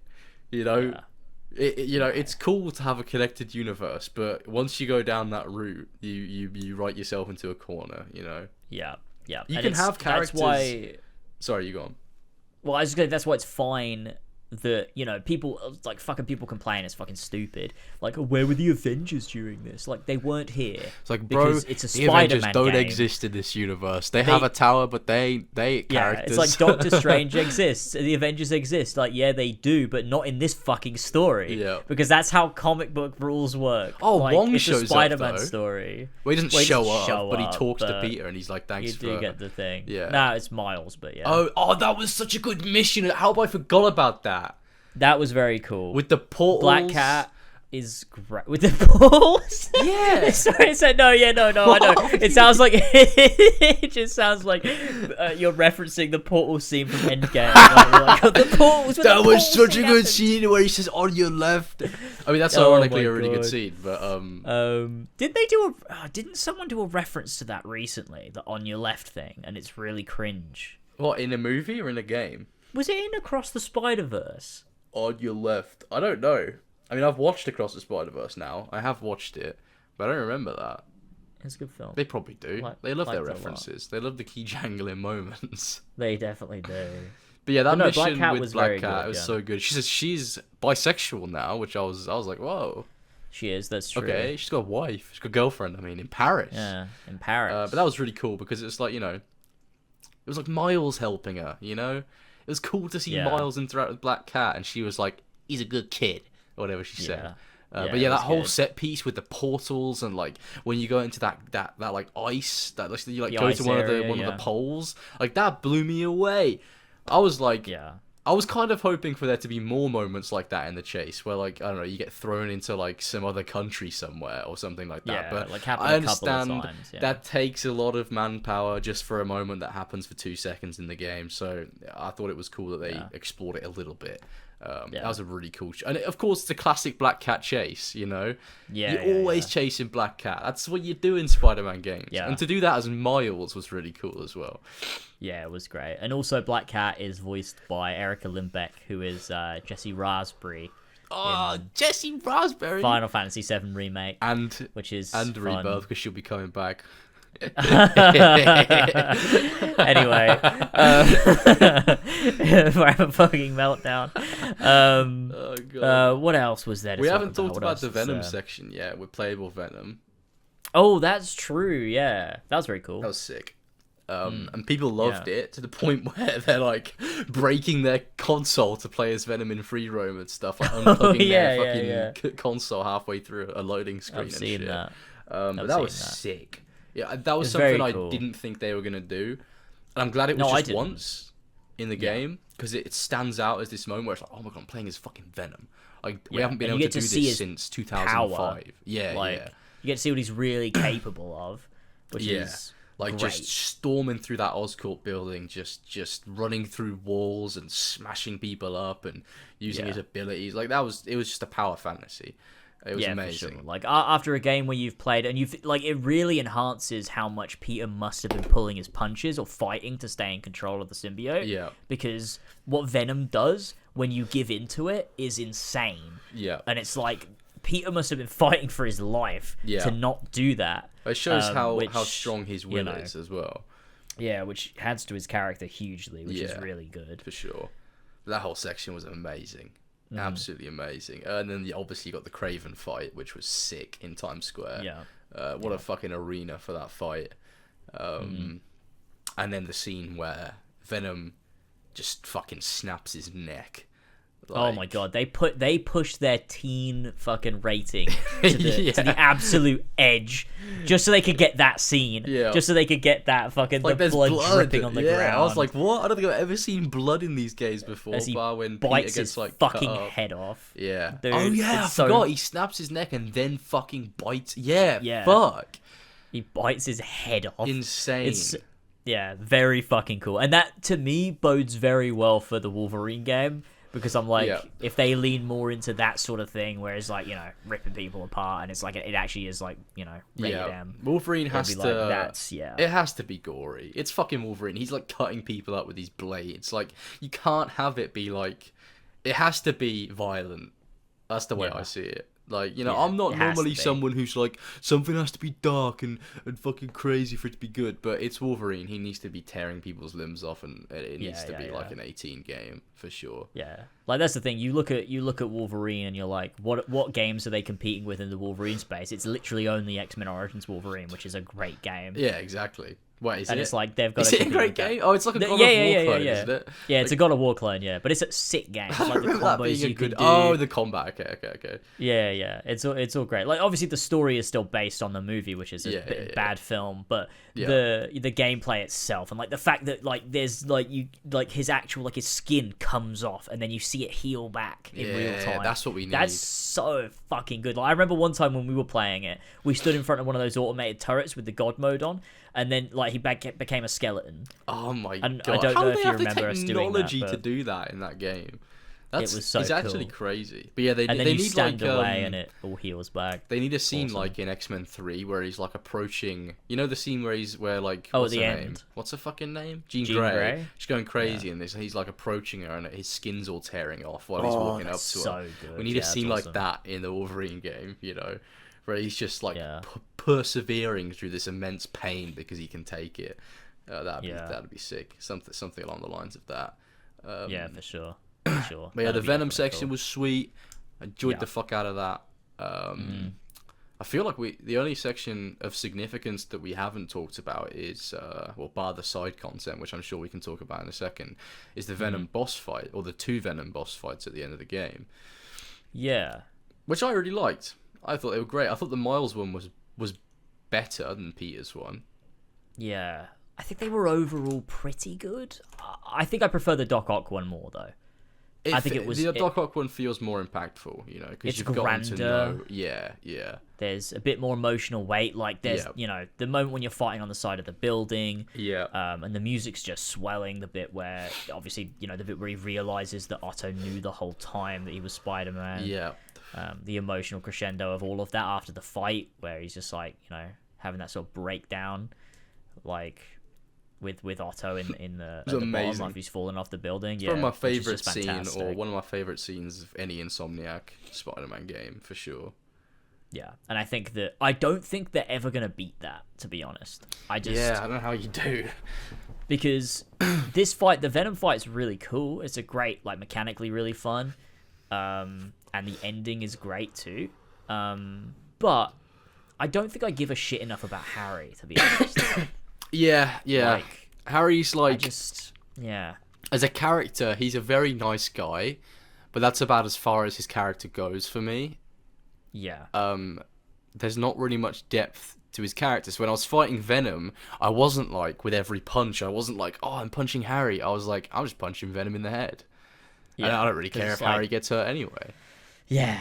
Harry needed a bit more about him, because Otto is so complex. He's this character, and he's like, he's so tragic. Like, he wants so desperately to help the world, but he's been trodden on at every single turn by Norman, and by his own health. The fact that he's struggling with his, with his physical health, and he's not able to move his muscles properly and stuff to do the stuff that he wants to do. Like, he's just trying so hard, and that sends him down this path. And it shows the moral superiority of someone like Peter, that he's been trodden on a lot too. Like, he's a very downtrodden character that's to deal with a lot, but he's still a hero in the end. And it's just so meaningful to see that conflict, because Peter looked up to him so much as this sort of moral beacon of, like, doing the right thing, and that just means so much. That is like you said, you don't feel it with Harry, but with Otto, with every punch, you're like, oh god, I wish this wasn't what was happening. Yeah. But it is, and you don't feel that as much with Harry. No. Which is a shame. And the fight doesn't have an awful. I feel like there's a couple moments in there, but I feel like there isn't enough struggle between Harry and Venom during that fight. I think there should have been more, and that would have maybe made it feel a little bit more impactful, where it's like, after every damage phase, there's like a moment where Harry sort of comes out, and it reminds you that he's in there. But, I mean, the problems, with Harry's characterization do run deeper. I mean, the problem with the fight runs deeper than that, because Harry isn't particularly that compelling. Yeah. Like, he's great. Like, he's a good guy. I don't dislike him. No, he's just not much.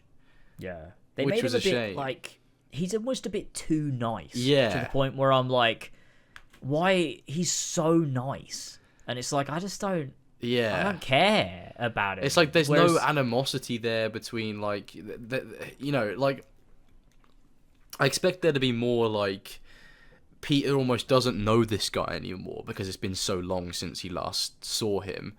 But it's like, when they first meet up again, it's like nothing's ever really changed. Which I suppose, works in a sense that it's like they were such good friends that it's almost like they pick up where they left off. But it's almost like there's no journey there to them becoming friends again. It's just like, oh, it's Harry again, and we're best friends, and there's no issue there at all. Which would have been cool to see, like, them sort of getting to know each other again, and building a friendship in the context of their current lives, which may have made Harry more of an impactful character later down the line. And I think as well,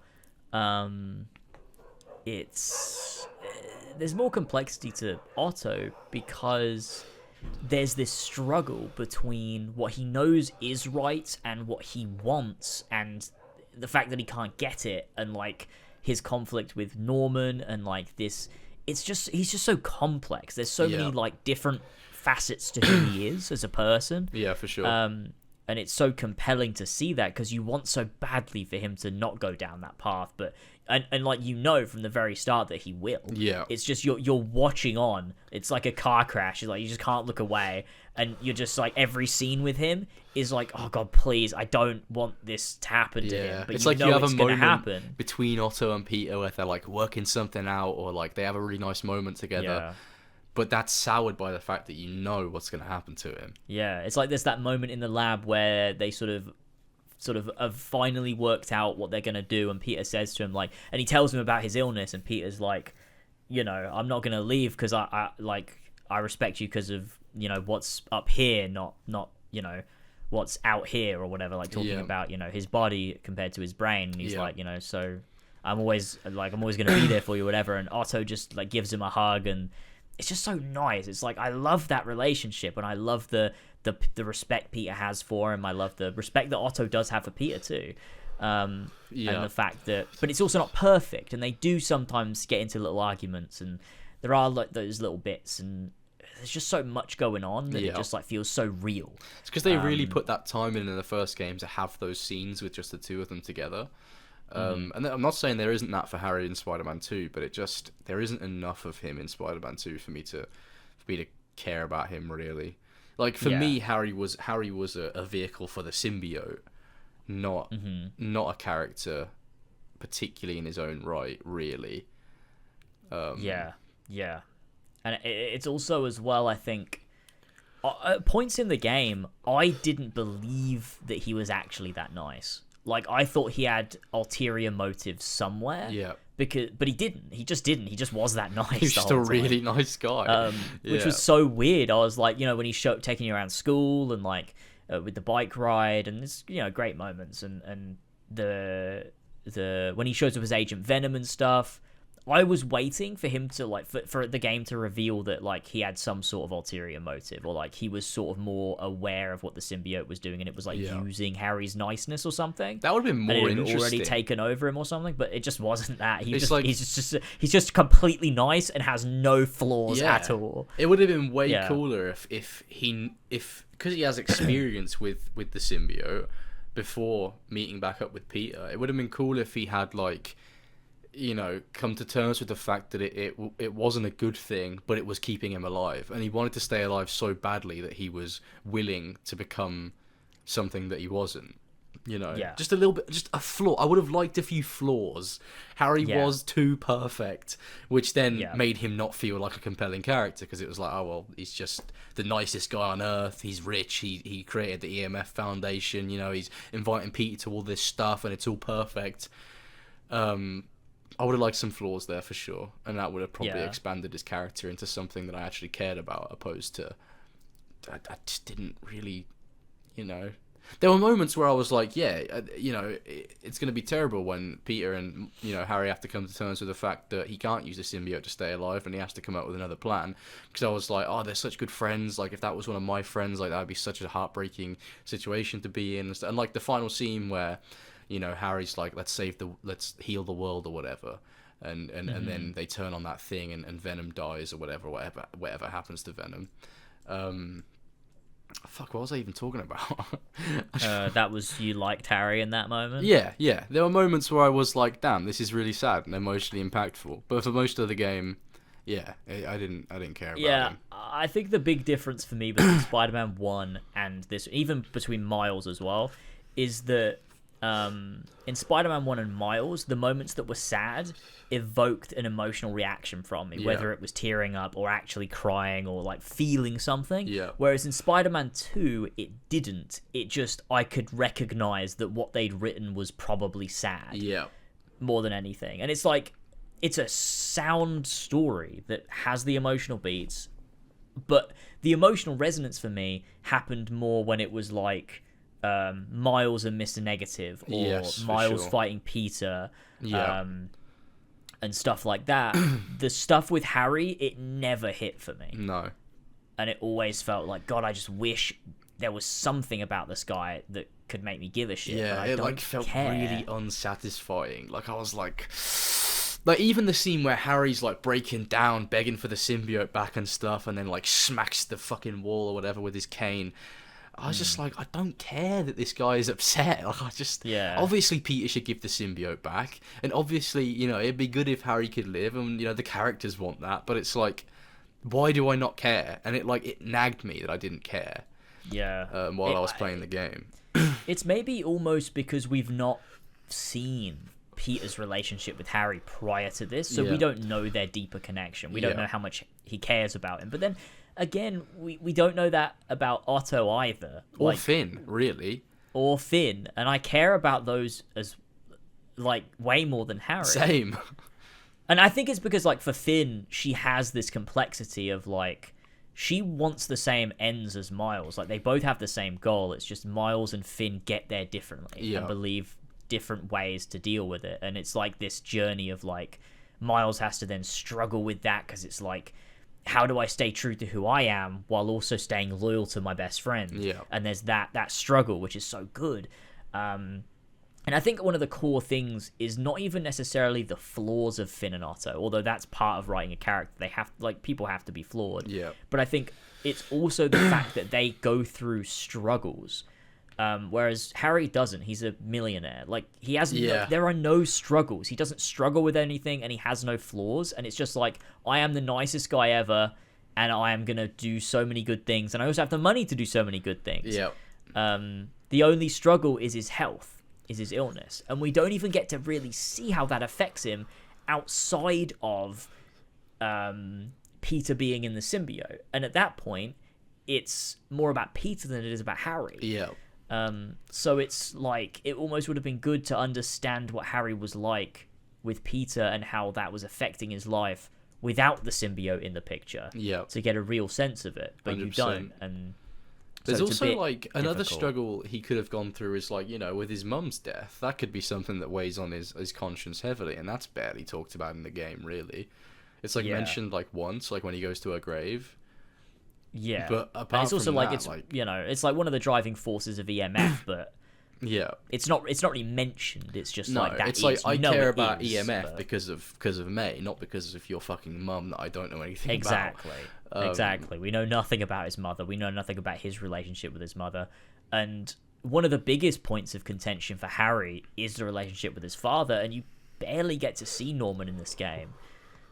I love how Norman is just, like, cutting about in these games, just, like, buying loads of shit and getting into just doing, like, he's the fucking Green Goblin, and obviously that's going to be something that they go into later down the line, 100%. But it's like, he just sort of shows up at random points and is like, "Oh, Peter, you're such a great guy. Nice to be my son's friend." It's weird. I am in, like, two minds about how they handle Norman in Spider-Man 2, because in Spider-Man 1 he was really fucking good. He was this symbol of true corruption and, like, true evil, that, like, all of these villains, yes, they are bad and we need to stop them, but they're symptoms of Norman. Like, the corruption that he is a representative of, and the things that he does that harms everyday people, the same way Peter gets harmed by these sorts of people, these corrupt government officials, these billionaires and whatever, and these large corporations, the way they fuck over regular people. The villains that we see are victims of Norman Osborn, and Otto most of all. And I love that symbolism, and I love the way they do that, because it's like, yeah, these guys are wrong and Peter will stop them, but at the same time, Norman is the real villain here. He's he's the real guy that needs to be stopped. And in this game, you don't see any of that. No. All you see is the side of him that's, I really love my son. He's just a really nice guy in Spider-Man 2. It's such weird characterization. Yeah, I can't tell, and I guess we'll have to wait for the third game to know, but I can't tell if they've done that because they want to show two sides of him, so that he has more complexity, because it's like, oh, we know the evil corporate government, the mayor version, but then we also know the caring father.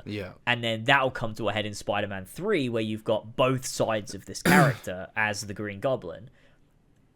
Maybe they did it because of that, or maybe they just couldn't be bothered to keep up the allegory and the what he represented as a character. I don't know yet. No. But what I do think is cool is that his arc into becoming the Green Goblin is because of Spider-Man doing the right thing.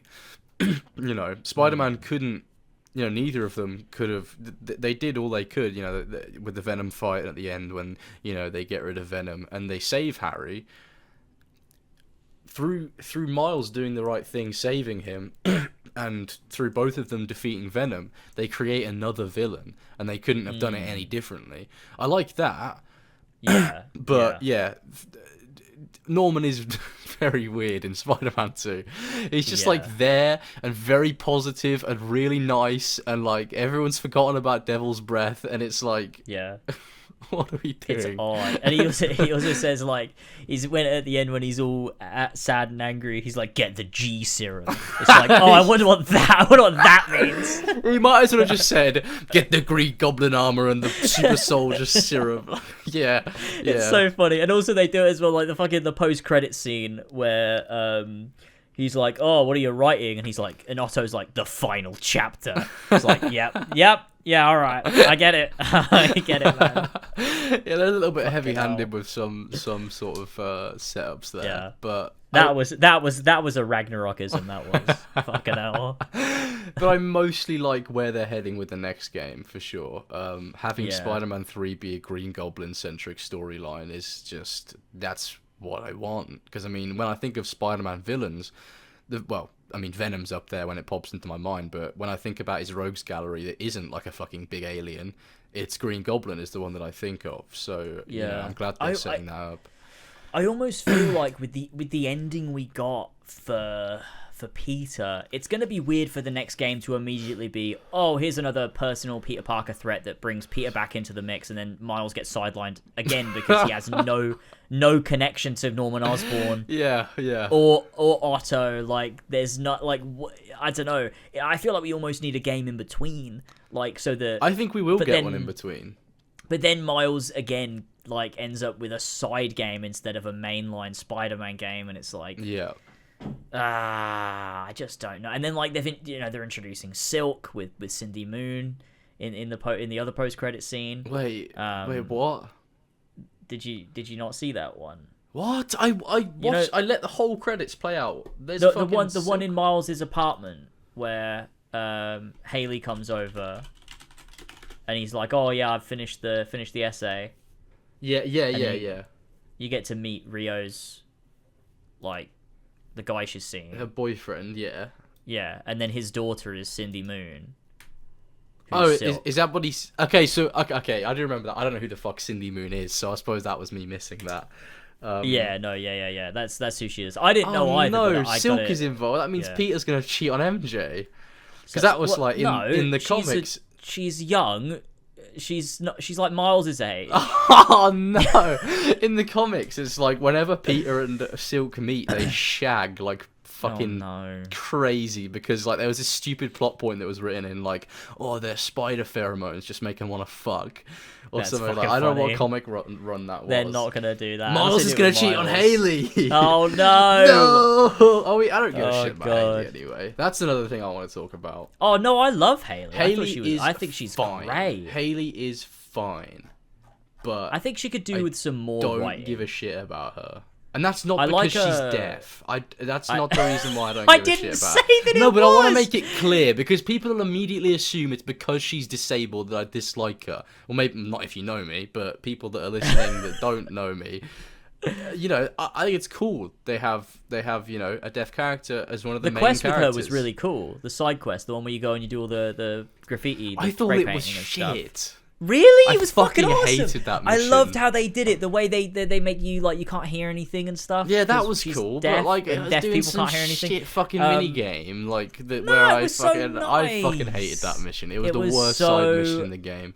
Nice. It was terrible. Fuck you. I don't want to play as her again. The worst side mission, the flame side quest exists. That is better. How dare you? That is fuck fucking off. better. Yes, it is. You're fucking lying if you think That's the Haley insane. side mission is better than the flame. The flame is better. No. At least the flame has side Cletus quest Cassidy was some of the worst shit I've ever fucking played. Yeah, it was pretty bad, shit. but at least it's.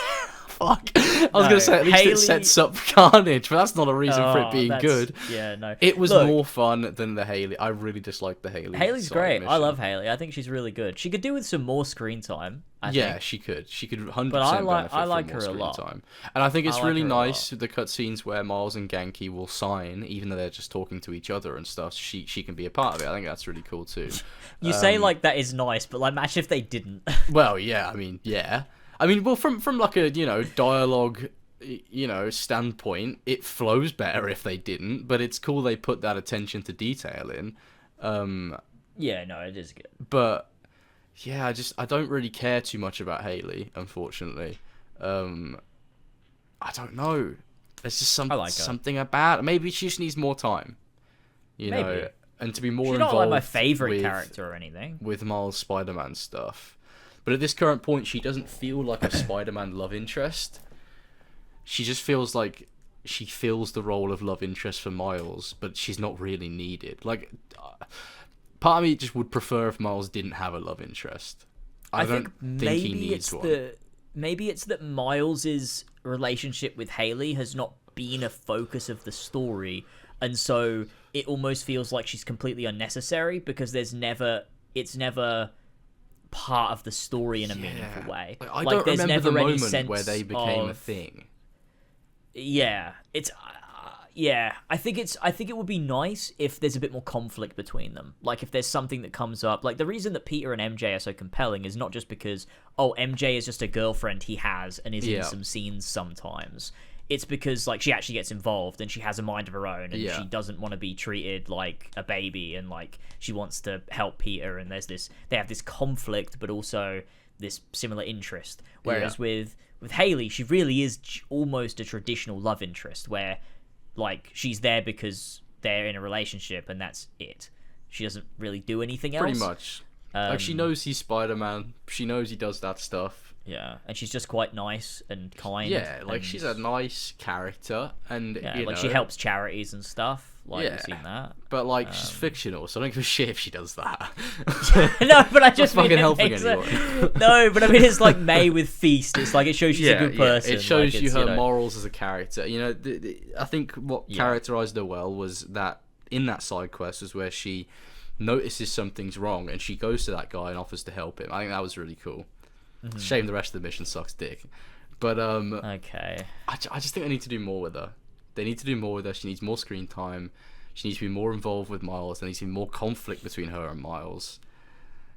But she doesn't do much for me, personally. Like, if I could, get rid of her, I would. Wow. But that's because I don't think Miles needs a love interest at this current point. We have the love interest story going on with Peter and MJ, What can they do with Hayley and Miles that's going to be different? What can they do? I mean, if you do something with it, it would be interesting. It's just that they haven't done anything with it. Yeah. So it's just kind of a thing that is there. I guess I don't like it in its current form. I don't like if maybe in the next couple games they'll flesh that out. I'm sure they will. But currently, I don't care about Hayley. I don't care about Hayley the same way I care about Yankee. That's for sure. Yeah, I think Yankee was a bit sidelined in this too. It would have been nice to see some more of him. True, being the guy in the chair. He was great in Miles Morales. I really liked him. He was very good. Yeah, but in this, he was just sort of like there sometimes. Yeah, I suppose a lot of Miles' characters and story threads did get sidelined a bit because it was a Peter game and not a Miles and Peter game. Well, it was a majority Peter game. But yeah. Yeah, I don't know. Is there anything else? I feel like there's obviously something we've missed, but side content. Like some of the standout side missions. The two. There's two side missions that really stand that are out. Good. Find Grandpa and Howard. The two obviously being great. Just the Howard mission, genuinely great. Like that music that plays when you're taking a tour around the city. Yeah. Yeah. It's just so beautiful. And obviously he was a really character that was in the first game as well, wasn't he? He was in he's been in all of them. He was in Miles as well. Yeah. And it's just so beautiful. It was such a beautiful moment with those birds, and it was so simple, but it was just so effective. Yeah. There's just something about it, it was Peter, no worries, carefree, enjoying a wholesome Spider-Man mission. I kind of could have done without the suicide at the end, to be honest. What? He kills himself at the end. Howard. He doesn't kill himself. But he just dies. Oh. He doesn't kill himself. But Howard calls Spider-Man on the phone, and I think he just knew his health was halfway through. I thought that was him killing himself. I'm pretty sure the idea was that, like, because maybe. No, because he's perfectly fine. He's like talking about, I used to work at that factory, and it's like all wholesome and stuff, and he's like, I'm gonna go on a new journey now. Yeah, I assumed that was him killing himself. Oh, okay, fucking hell. Okay, I got the whole wrong idea from that. I'm pretty sure it was him. He's like, he knows he's about to die. Like his health's not good. He's like, I think because obviously in real life you can't know that you're gonna die, but like I assume in the context of the game, it's like I'm getting old. I'd like to just tie up some loose ends before I go, sort of thing. And when he does tie up those loose ends with his pigeons, that's when he feels okay to go. He's okay to go. Yeah. Fuck, that's way better. I thought he killed himself. No, I'm pretty sure I'm right, unless I'm wrong and you're right. No, I think you're right. I think the suicide is just way too brutal for. That would actually be kind of fucking insane. Actually, thinking about it, that's why when I finished it, I was like, that was a really good quest, but what was with the suicide at the end? Oh my god, dude! Fuck, that makes way much more sense. I don't even remember that Howard had health issues. I thought he was fine. I don't know if he did, but I think I just felt that it was like implied. He didn't look that old. I was like, okay, it's like a middle-aged man who's on hard times. He's definitely old because he talks about his like memories of the past and stuff. And yeah, fuck. Okay, fuck. That makes that quest way better. I thought he killed himself. That's genuinely fucking That's hilarious. why I thought the call dropped out, because he was like, oh, the birds are okay, now I can go kill myself. I think his heart just stopped. Yeah, that makes way more sense. Okay, yeah, that's way better. Okay, is there anything you didn't understand about the grandpa one? No, that was a particularly beautiful quest, the grandpa one. That was a great one. Sure. I fucking loved that. Like, when he's just sitting on the bench with him, listening to him talk about his wife, and I think it's a story that everyone can relate to if you've been in love with someone. Obviously not everyone's had their significant other pass away, but you can understand how that would make someone feel, and I'm sure it resonates with most people that played it. It was just very beautiful, and I'm glad it ended on like a wholesome note with the daughter showing up, and he was able to talk about her and. Elderly people, I don't want to call them old people. Elderly people, I suppose, when they have a significant other, they have a child with them, and then their wife or husband dies, a part of their spouse is still within their daughter or son or whatever. So it was nice to end that with him on the bench with her, because it's like, he's not alone. It's not depressing. He just misses his wife, but he has his daughter. It's like in a way, his wife is still there with him. Yeah. On the bench, it was a beautiful bit of dialogue. Yeah, it was just amazing. It was very good. It really made me tear up. That's the crazy thing, right? Is those two moments are the two moments that the game made me feel the most. Yeah, same. Which is wild, but that's because the emotional core of Spider-Man are moments like that. Yeah. It's those actual like human moments. That's the point, and so. It feels in a lot of ways because those were also the most heavy hitting parts of Spider-Man 1 and 2, the emotional human moments, or Spider-Man 1 and Miles Morales. I mean, whereas this game, I feel like it does tend to drop the ball with that in the main story.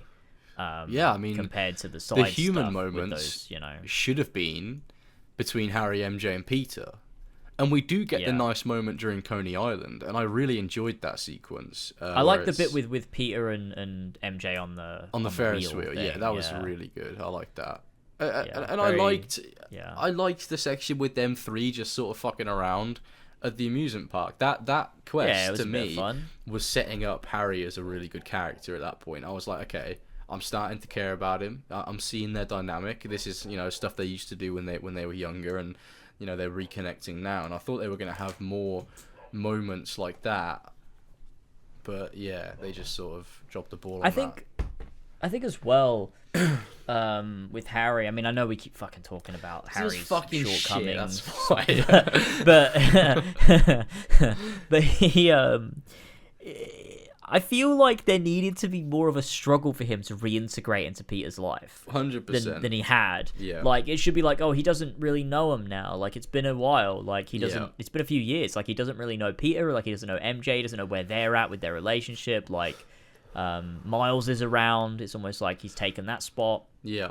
And so, like, there should have been more, but he just kind of, like, slips back in. They're all like, oh, you're having a good time, and we're all just good friends, and there's absolutely no conflict between us whatsoever. Yeah, it's just... Imagine if he was, like, slightly more awkward in his approach, and, like, less, like... Because he's so confident the moment he's like, I'm taking you somewhere, trip down memory lane. And it's like, who fucking does that? He's like, I've just got some bikes on me. Here we go, let's go for a ride. And then also, what is that bit, right? I talked about this on stream, but I wanted to bring it up with you. he gets the bike out, and Peter's like, "Wait, isn't this my old bike?" And then he's like, "Nah." Harry's like, "Nah, it just looks like it." Was that a lie? He's lying, right? I don't fucking know. I think it is his bike. What? And he was just having like a banterous like little.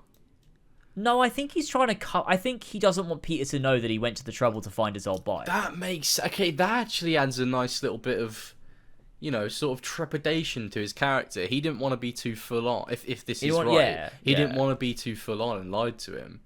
Yeah, he doesn't want Peter to be like he doesn't want to. He's trying to do a nice thing, and he's like, oh, I'll do this because Peter might appreciate it. Yeah. But at the same time, he doesn't want to be like, oh yeah, I went and found your old bike from when we were kids. Or like, I've still got it after all these years. Yeah. Yeah, because it might freak him out or something. I think that was the intent with that. But the line delivery of him going, nah, there's not enough like hesitation in there. It wasn't clear enough to me that it was a lie. Yeah, but there's this other part of me that thinks like actually it's not his bike, because the only reason it looks like his bike is because they needed to reuse the bike model in the flashback, and so they just throw in this throwaway line where he's like, "Wait, that looks like my old bike," and then Harry goes, "Nah, it's not," and it's actually not. It's just like a joke at the expense of the fact they only had like one bike model they could use. But there's no way. I feel like it must be intentional. It has to be because they also like how it wouldn't be that difficult to just retexture it. No, change the color of it. You can probably do that in 5 seconds. I don't know much about game development, but surely they have the resources to fucking do that. Yeah, I mean, there's a fucking side mission for EMF where you ride a bike, and that's a different bike. So it's like, and it's vastly different as well. Yeah, it's a whole different model. It's not even just a different texture. So I think it was on purpose. Weird line delivery, though. Yeah, it is a weird line delivery. Very weird. That's true. Yeah. Yeah. And I think talking about like Harry and his reintegration, how it's very smooth. They've done it before well, and they did it with MJ in the first game. Like the reintegration into Peter's life is not smooth. And like, Finn. And Finn, yeah, they've done it twice. Yeah, they've done it twice, and then with Harry, they just like got it wrong somehow. I don't know why they wrote him like they did. I just don't know why they did it. I don't know either. Because they were just like, he has no flaws. It's he like has he's nothing the about him. vehicle for Venom. You have to make him compelling. You have to. Yeah. You know? It's so odd that and I think I don't even know what the fuck they were doing, because part of me thinks like, oh, they wanted to be like, oh, this like moral beacon who's just a really good guy, never done a wrong thing in his life, gets corrupted by Venom, and that's tragic. But that's not very interesting. No. So, it's like man good become alien bad. It's odd, because it's like there should have been more like part of like those stories is that, oh, he already had insecurities. We see those. It's just Venom brings them out. Yeah. But we don't see that. And also, he's joined with Venom for a lot of the game, and he's nice for all of it. He's fine. Too. Yeah. Like for some reason, I guess the symbiote doesn't affect him for some reason. Maybe I don't know. Until the end of the game. I guess so. I mean, I think part of it is actually that the symbiote in this universe isn't inherently evil. No. It's when it joins with Peter, it feeds off of his deep insecurity at the loss of Aunt May. Because I think that Peter's always been insecure, but I think he's incredibly insecure now, and he has a lot of unresolved trauma after Aunt May died. We see that when Miles and Mr. Negative go into his head. Yeah. And he's still dealing with that. And I think that it feeds on that. Yeah. And his desire to do everything he can to make sure he doesn't lose anyone ever again because it hurt him too much, and it still does. That's easy for the symbiote to exploit. And I think the symbiote exploits that, but it absorbs it too. Yeah. Because it's like the whole idea is that it's fucking symbiotic. That's the point. So it goes both ways, not just one. Yeah. So the symbiote learns from Peter just as he like Peter uses the symbiote. So when it then rejoins with Harry already feeling insecure, scared, alone, isolated, gets this big whack of Peter's insecurity and trauma, and then it turns him into Venom. I think that's the point. But also the symbiote is feeling dejected. Like after Peter rejects it, it's got its own, anger towards Peter, and that makes it even more volatile when it joins back with Harry.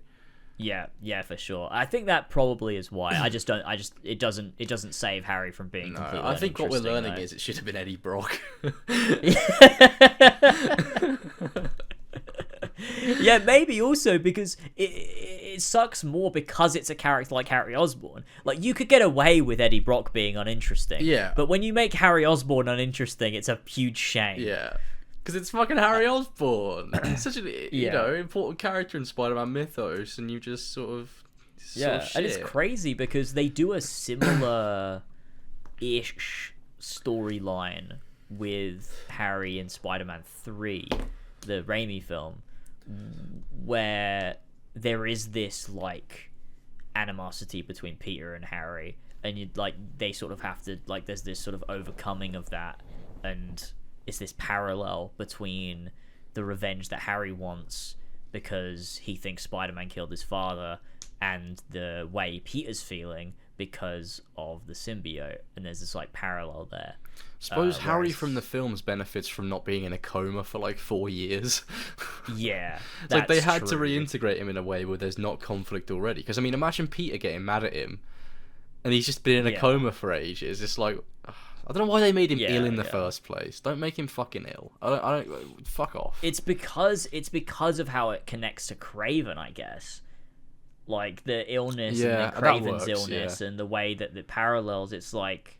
But I don't think they were thinking of that when they wrote him as ill in Spider-Man 1. They wanted him to be Venom. Why did they, though? They wanted him to be Venom. I think that was the plan all along. Is from the get-go, they wanted Harry Osborn to be Venom, and the only way they were able to do that is writing him as being ill and having. Is that the only way? That's not the only way. True, it's not the. Yeah, it's just not the only way. It's not. They could have just had him around. Yeah, they could have had him. You know what? That would have been better if Harry was in the fucking first game. And was mentioned or showed up at some point in Miles Morales, and then in Spider-Man 2 he gets the symbiote, and it's like, oh, this character that I loved so much from the previous games is fucking going through this shit. I can't fucking believe it. That would have been way better. Yeah, don't make him ill. If Harry and if Harry and Peter were friends in the first game still, and it's almost like they'd reconnected after he broke up with MJ or something. Yeah. Like, so they were stronger than ever, and then Peter meets MJ again, and they start reconnecting, and Harry feels dejected from that. Like, he's almost like, I'm happy, like, we're a group of 3 again, but like I felt like me and Peter were finally close again, and then he becomes close with MJ again, and there's this sort of, there is a little bit you could put in there, like a little bit of like, oh, he feels a little bit put out by it or whatever, and then it comes back around, like more insecurities can like sort of build up to the point where he joins with the symbiote, and then I mean you'd have Harry dealing with all the shit with Devil's Breath and Oscorp as well, like that'd be something in his arc if he was present for that. Exactly, because I'm sure he'd get a lot of shit from the press because he's the son of Norman Osborn. Yeah, and that can like beat him down, and the symbiote can use that. What because because also like the people, like the press, wouldn't give a shit that Harry has done so much good for the city. Yeah, and that he's done all of these different research stations, and like he's using that money to do good things. And he's like, I try so hard to help the world, and no one fucking cares. No one gives a shit. Yeah, and they're all just like talking about his dad, who's corrupt and morally reprehensible and has done all these bad things, and it's all of these things weighing on him that turns him into Venom, which is like would be so good. That'd be amazing. Because it's also this parallel to Peter, who he's trying to do good as well, and he's constantly being trodden on too. But there's this parallel then, like there is with Otto, that two people that want to do good that go different ways after hardships. That would be so good, but that's another timeline. That could have been. That's another timeline entirely. Yeah. Instead, he's just got like super AIDS or something, and he's in a vat. It's interesting moving on. So to talk about, I guess, where they go from here. Yeah. Like, I think it's interesting because I think you've obviously got Wraith is still in the city. They're going to do something with Cindy Moon. And then maybe Harry comes back and he's also a superhero now too, and they do something else with that. Paraplegic man. It's like I don't know what they're doing, because I feel like they've set up this idea that superheroes are just free roaming the city and you can stumble across them. Yeah. To the point where I'm like, they're gonna do lots of them in the next game. I feel like they're going to add to it. They don't and they're going to be like way more. That's what I feel like they're aiming. They've heard all the criticism of the Avengers not showing up, and they're like, well, people want the Avengers. Here they are. Yeah, you could team up with the Avengers for random. And then crimes. Iron Man makes MCU reference. Oh God. I don't know where they're gonna go. I genuinely don't know where they're gonna go with this. We know there's gonna be Green Goblin. That's one thing we're sure of. I'm 100%. I mean, you said where's the fucking G serum, so he's getting the fucking suit. And Otto's coming back too, which I'm happy about. I like Otto a lot. Don't know what he's gonna do in the third game. I think he'll be redeemed, and then he'll die. But yeah, maybe he'll die saving Spider-Man. Probably. I don't think Peter will. I hope they don't kill Peter in the third game. I would have originally said. I originally would have said I would like them to kill him, but after what happened in this game, probably not. No. Now it's just it would feel so cheap. If he was still Spider-Man and he hadn't done this balance thing and he wasn't prioritizing Peter, I think I would probably be like, I'd be okay with seeing him die and handing the mantle over to Miles. But because he's found this sense of balance, him dying would serve no purpose. Yeah, it would be pointless. The only thing it'd do is motivate Miles, and it's like you can motivate Miles in a plethora of other ways. Yeah. I don't think you need to kill Peter. I don't think you need to do that. And at least not in this game. Maybe in one way down the line, but I don't know. It would cause a fucking Last of Us situation again if they kill Peter. Yeah, and Insomniac, the gaming industry can take it. I think Insomniac have proved they don't have the same balls that Naughty Dog has. No. To do something like that anyway. No. Naughty Dog definitely is like, this is the story we want to tell, and we don't care if you like it or not. Yeah. Which is admirable, because Last of Us Part 2 is a fucking masterpiece. It is. But Insomniac, I don't think that, and also I don't think it's also the story they want to tell, and I don't think they're so committed to it that it's like I get the impression that Spider-Man 2 was not the game that it was going to be when they made Spider-Man 1. I just something about it doesn't feel like the natural next step to me. No, it feels, something about it is like, this doesn't feel like where the game was going. Yeah, for sure. There are certain aspects of it where it's like, did you mean for this to be where it's ended up, or is this like a complete accident, or was this? It's forced? Almost like, part of me is almost like, maybe Venom was supposed to be Spider-Man 3. Maybe the whole Spider-Man 3 was supposed to be Venom. Part of me thinks it should have been, because potentially, I mean, Web of Shadows is a better symbiote story than Spider-Man 2. Yeah. And that whole game. What do you mean, sadly? Web of Shadows is amazing. Well, no, yeah, but this should have been better. Oh, yeah, for sure. Part of me feels, it's so sad to say, but part of me feels like Venom was wasted on Spider-Man 2 almost. Yeah. Because like I like it, and I like this take on a symbiote story, and I've really enjoyed my time playing the game. But a whole game dedicated to the symbiote would have been, I feel like that's something you need. You can't half-ass a symbiote story without it feeling like there's something missing when you finish it. Yeah. And I think on the whole, what I'm glad about though is that I liked the character journey, and I liked where Miles went and ended up, and I like where Peter went and ended up, and all of that worked for me really nicely. And there's a really nice message the game has, and there's some great moments in there, like some really strong, impactful moments, and it's a great game. Like from the, even just from a gameplay standpoint, like with the new abilities, the traversal, the web wings, like stuff like that. I loved the Mysteriums. I thought they were really fun combat trials. Fucking hell, what other side content is there? I mean, the Hunter blinds and bases and the symbiote nests were, of course, just classic sort of beat 'em up style. Like, I preferred the bases in the first game. So did I. Yeah, for sure. I did prefer those two. They were better. The Hunter blinds were a little bit. Well, the Hunter blinds themselves are shit because they're just set up for the bases. Yeah. The bases were. They were fine. Maybe a bit too big. Like, they went on for a bit too long. Yeah.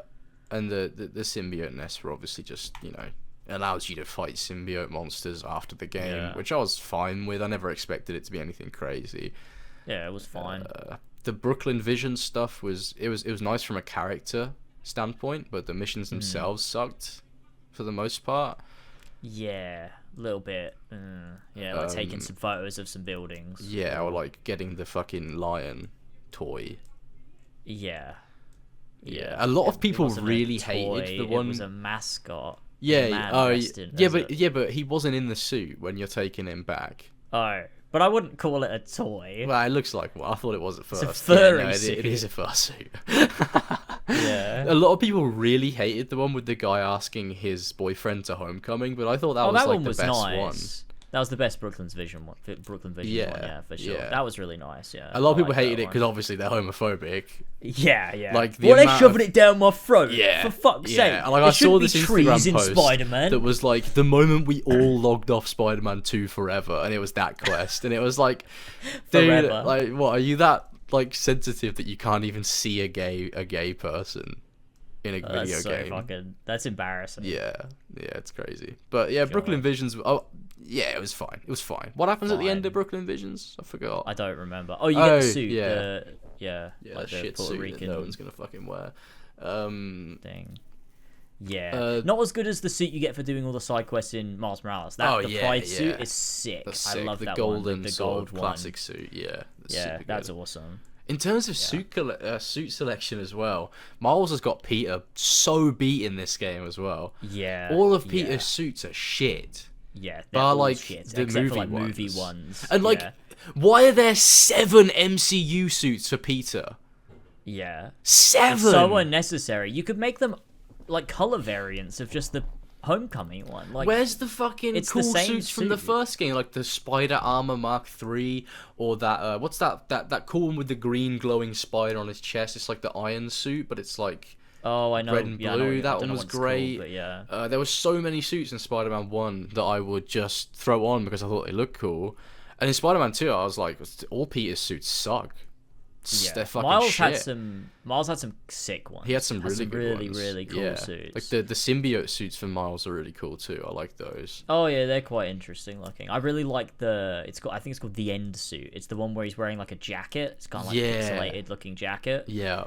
With his hood up or whatever. I love that one. I used that for a lot of the game. I thought it was very cool. I love the Wakanda one, like the Black Panther. Oh yeah, that one was cool too. That one was really cool. That's very cool. You can go to the Wakanda embassy in the game, and Miles will do the salute. Yeah, but you can't do it as some Peter. Keys jangling for sure. You can't do the Wakandan salute as Peter, which caused a little bit of people were arguing about that.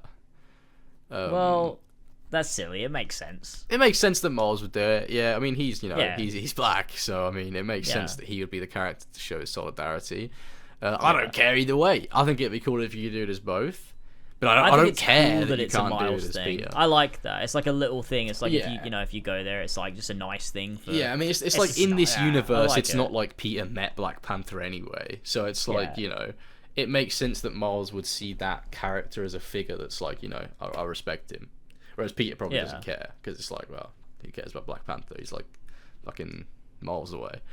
What else? What other side missions, side bits of side content are there? There's the Marco stuff. Marco's memories. That was okay. It's fine. Yeah, it's Marco's kind of like nice. There's some bitch. nice bits to it, like it plays into the sort of second chances thing that That's like true. Why can't he be reformed if we're gonna accept it for our heroes? Why can't we accept it for our villains? I mean, it was in the end the reason why Marco went crazy is because the hunters were after him and no one was listening to him when he was trying to get help. And there's the wholesome moment where you find out his daughter's okay and stuff like that. The spider bots. Bit pointless. Oh god, the fucking spider bots. Oh no, that's a fucking Reddit side quest. I don't like connecting Insomniac to fucking Spider-Verse. Yeah, no, I don't like that. It was cool as an Easter egg, like in across the Spider-Verse, where you see the Insomniac design. But it's like, I don't want it to be canon to the Insomniac universe. Like what? It's so stupid because it's like. It's what happened to Easter eggs just being fun Easter eggs. They don't have to be canon. No. Like, sometimes it's just fun for there to be a little Easter egg and it's like, it's a little reference to a thing, but it doesn't mean anything. Yeah. But now these days, it's like, no, it has major implications. Like, because there's all these universes, like Insomniac's one being there. Actually, no, this actually is canon, and he actually travels through dimensions, and it's like, what? Yeah. Shut up. That's like, a Sony Sony pushed that for sure. Yeah, definitely. I don't think that's something the Insomniac developers would have done of their own accord. I think that's Sony going, right, we've got 2 things you need to do. You got to do this Adidas fucking promotion, and you have to put Spider-Verse in there, right? And if you don't, we're fucking canning the game, you can't. Yeah. Because this is going to make us a load of fucking mullah. Right? And it's also like that thing Kevin Feige said recently where he's like, oh yeah, every Marvel film ever made is canon to the MCU now. Yeah, because shut the fuck up. Because of the multiverse. When I'm watching Blade, I'm not thinking about fucking Captain America Winter Soldier. It's also so fucking unfair to the people that made those films. Yeah. To say, your film that you made is canon to my universe. Yeah. Like we can use your thing whenever we want. To just like bring it into the MCU now if we feel like it. Yeah, fuck whether the movie we make is shit or not, we can just do it now. It's like I don't like it. I really don't like it. The multiverse is the worst thing that happened to the MCU. Like a few years ago, the multiverse seemed really cool in concept, but I'm sick of it. I'm sick of all that bullshit. I'm sick of Spider-Verse stuff. Like I like the Spider-Verse films, but I'm sick of like.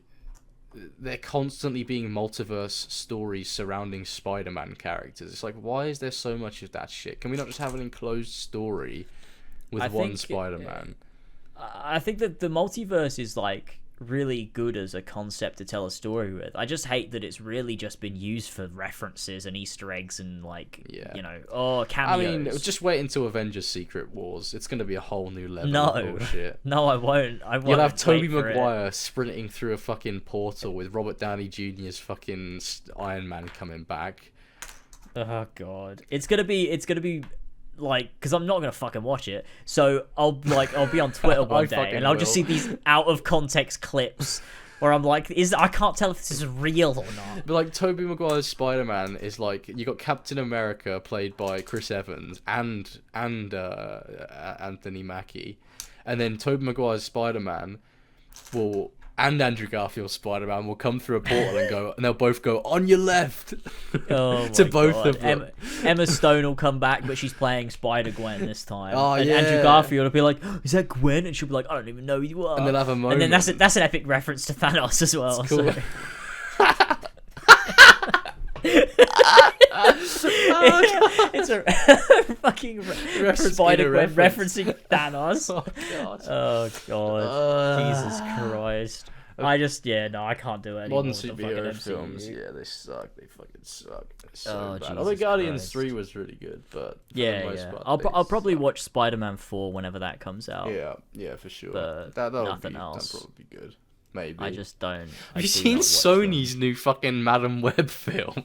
Oh yeah, that came out of nowhere. It looks like shit. It's set like, what is it? It's set a long time ago, right? Because Uncle Ben's in it. Oh fuck! It's set in Andrew Garfield's universe, isn't it? It's in the Morbius verse. Yeah, which apparently is the Andrew Garfield universe now. I feel so bad for Andrew Garfield's Spider-Man. But yeah, you got like Sydney Sweeney as Silk. Is that? She's playing Silk. Maybe. She's got like the sort of she looks like her. I've not really paid attention to it properly. It looks like shit. It looks like a CW show in movie form.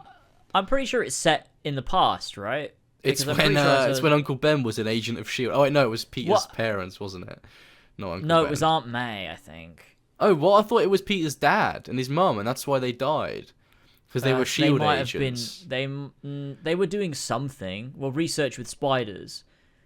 Which is because because his dad implanted Peter's DNA in the spiders. That's why he's Spider-Man. So no one else can be Spider-Man in that universe. Only Andrew Garfield. Fuck, he's like the chosen one. No Miles Morales which is allowed. So bad. It's so fucking bad. That's shit. Like Spider-Man being a chosen one. The whole idea is that anyone can wear the mask. I fucking hate that. Jesus. Yeah. No, but they're actually really good. The Andrew Garfield Spider-Man movies. They're the best films. They are good. They are good. Yes, they are. Apparently. I don't know if they are the best films though. I mean, Spider-Man 2 is pretty fucking good. I was Spider-Man joking. 1. That was sarcasm. I mean, look, I just expected that you would have done a 180 and flipped on it. No, those movies are atrocious. No, I like them. I like the Amazing Spider-Man films. I like them. They're fine. I mean, fun. I don't know why I'm saying no. You probably do. I don't know. They're fun. They're fun films, and they have some great web slinging. Well, I mean, they're fun heart, films you know? in the same way that, you know, Phantom Menace is a fun film. It's not, though. It's fucking boring. Drunk. That film is actually a really bad example of a fun film. I'd say Revenge of the Sith is a better example. Where it's a shit film, but it's fun. You know? But people also think Revenge of the Sith is a good film too.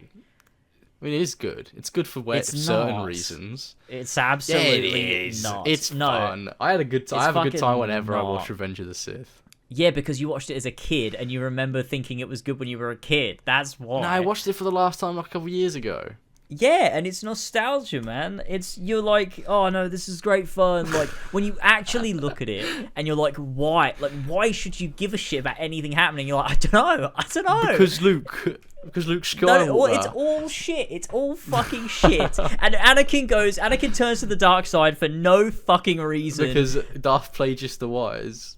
And it's so stupid. Yeah, and I mean, then they're not like, written well. Obi-Wan's like, only a Sith deals in absolutes. Which is a fucking absolute, you idiot. It's so dumb. That's true. The movie is dumb. It's not written well, but I love it. No, it's fucking I love Revenge of the Sith. And exactly. You love it. You love it because you remember watching it as a kid and thinking it was epic. That's why you fucking love it. It's a fun film. Well, to be fair, maybe if it came out today, I wouldn't like it. But the fact of the matter is, it's fun. I have fun with it. So no, you wouldn't, because there's so many people that shit on the sequels, but then go, "Oh no, but the prequels were epic." No, they're just as bad. They're all just as fucking bad. Yeah, I think the only good Star Wars films that exist are the first three. I don't think they've released. Yeah, and even then, Return of the Jedi is a bit fucky. That's the last one. Know? Yeah. Like 3/4 of it is set in the fucking forest with the little teddy bears, and it's like. It's the weakest out of the three, for sure. It's, much the weakest. But it's standing on the shoulders of those first two that did so much legwork to get it there. So it's like all of the payoffs work. It's like, I'll accept, it's good. The character moments work, and it's good. Look where Star Wars is now. Yeah, in the gutter. It's so bad. How bad is it? Yeah. Andor was great, though. Andor was really good. I'm not even going to watch that. Genuinely very, very good. Weirdly good. Who's the main character? The guy in Rogue One that fucking dies. So I don't give a shit. Yeah, no. But the thing that's so interesting about it is like the political like drama behind the scenes. You've got this like subplot with Mon Mothma, right? And she's trying to fight back against the Empire, but it's before they've really formed the rebellion, and she's like trying her best, and there's all this like espionage and like mutiny and all of this stuff. There's this great at the beginning, like one of the first arcs is that Andor is sent to like he's on this I think it's just because he wants to make money or something for his mother or whatever it is, and he's on this like mission with these rebels, and he's like throwing in with them because he wants the money off of the mission, but there's this guy who's super passionate about what he's doing and about the oppression of the Empire. It's just so fucking compelling, like so real too. It's like it's a shame it's the only good thing they've come up with in like 20 years. Yeah, and straight after that they released Obi-Wan. Obi-Wan was a show that came out. I try to not remember that. Oh, you got Obi-Wan cutting meat. Yeah. On Tatooine. He does do that on Tatooine. And then Leia runs away from bounty hunters as a baby. Oh my god, dude. I forgot that happened. And she's running through the woods and they can't catch her for some reason. Why'd they write that chase in? They could have just wrote it as like, oh, she got caught. Why did they have to write a chase It's because they're trying to make her out like, she's resourceful. Always strong and stuff. And it's like, you don't have to. She's literally 7. Like, yeah, it's fine. She's allowed to become more intelligent when she gets older and isn't a child, you know. But you can also reflect her intelligence in the conversation she have, which she does. They do. Yeah, that. her being perceptive of Obi-Wan. Like, she doesn't have to be physically able. She's 7. I mean, she's like, it's not really like she's physically able in the original trilogy. It was retconned that Leia was like useful. She doesn't do anything. Well, she's good in Empire because she's a general in Empire. I suppose. What does she actually do in Empire though? She does a lot of what the fuck was that word? She does a lot of battle like strategy and stuff. Like during the Battle of Hoth, she's a major component in that, and they do lose that okay. fight, but oh fucking that doesn't women matter. commanders, am I right? Yeah, that's sort of irrelevant. Never getting one of those again. The first and only female commander, and they're like, never again. But yeah, it was massively retconned that Leia was like a strong woman, though, like massively. Like they introduced later on that she beats Luke in like a fucking duel when they were training. It's like, no. Well, I guess she can do that, but it's like, I mean, no, not really. She wouldn't really do that.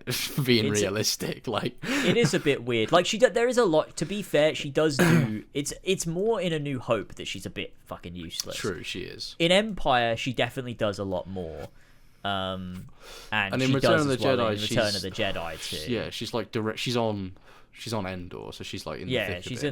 She's in the fight, and she does save Han from being shot as well or something. Fair enough. Yeah. But the point still stands. As a kid, she shouldn't have been, able to outrun bounty hunters. So stupid. That fucking show. That fucking show, man. First fight. The fact that there's not only a fight with Vader, which ends in Vader living a second time. There's two in the show. There's two. Dude, when Obi-Wan's running around like a fucking quarry in the dark, it's pitch black in the dark. He's just running around. He ignites his lightsaber, stares at Vader for a bit, and then runs off. He just looks so confused. It's like, why did she have that fight? God. It's not even a fight. And then Vader. It's like the flames are up and Obi-Wan's on one side, and Vader, who fucking activated the flames in the first place, like, well, we can't get him. I can't use the Force to just get rid of this fire. It was that woman that shoots the thing, doesn't she? The flames are there, and Vader puts them out, and then she shoots it and it ignites, and he just doesn't do it again for some reason. It's so fucking weird. What a fucking show. And then Obi-Wan does the exact same shit that Cal Kestis does in the games, like where he goes to that base and like they do that reference. Oh yeah, the Fortress Inquisitorius. Like, that's the second time in canon that base has been like flooded. And they just nobody thought like, let's reinforce maybe we shouldn't do this for some reason. And then the way they escape is he hides Leia in his coat, like they're fucking like two dwarfs trying to get into a fucking cinema in the 80s or something. Christ. It's like, what is going on? It's like a Looney Tunes cartoon. They're just standing on each other's shoulders. Oh god! In a big coat and glasses. What a fucking show that is! Like, what the fuck are we doing? What the actual fuck are we doing? Who the fuck wrote that? That whole show is a disaster. The fact that anyone said that was even a little bit good is insulting. Jesus Christ! Yeah, it was really bad. It was so fucking bad. So fucking bad. God, how did we even get onto this topic? With Spider-Man. I don't know. I was talking about Star Wars. Oh, Jesus Christ. Oh, God. Oh, Jesus Christ. Yes, Spider-Man 2. Great game. I can't think of anything else to talk to about it. Yeah. But a great game. Talk about it. Well, I don't know what I'm saying anymore. Can't even speak English no more. Let us know your thoughts in the comment section down below. Yeah. Did you like Spider-Man 2 or did you think it was bad? Did you like Harry Osborn? No. Did you think Harry Osborn was compelling? I feel like half of this podcast has been us ragging on Harry. He needs it. He deserves some insecurities. Sure, honestly. Get some fucking flaws. Maybe he'll be a good character next time. He needs to hear someone talking shit. Because he's way too happy. He is. This fucking bitch. I'm gonna fucking throw some dirt in his eye. That's it, I got that. Hey! Epic reference. I understood that reference. Which is another reference to the popular culture meme, the picture of the gift Captain America. But yeah, overall, I liked Spider-Man 2. It's a great game. I recommend playing it, but it does drop the ball in a lot of places. Yeah. And it's got Miles with a stupid suit. Everyone fucking hates. I can't stop thinking about that Captain America meme that you just brought up. Yeah. Because I think that meme has got so big that people overlook how funny that joke actually is. Yeah. Because it is quite funny. What are they talking about in context of the movie? They're talking about... It's a whole movie. Like, throughout the whole movie, Tony Stark keeps referencing pop culture because that's what he does, because it's funny. And like Captain America obviously doesn't get it. But the one time he references Wizard of Oz, he gets it. That is funny to be fair. And he's like, I understood that reference because like I finally got one. Like that, I know that one. I like that. That's funny. That is good. I like it a lot. Okay, yeah, that's it. That's it for this episode. Thank you all so much. Thanks, guys, for listening. Send in your Christmas stories for next episode.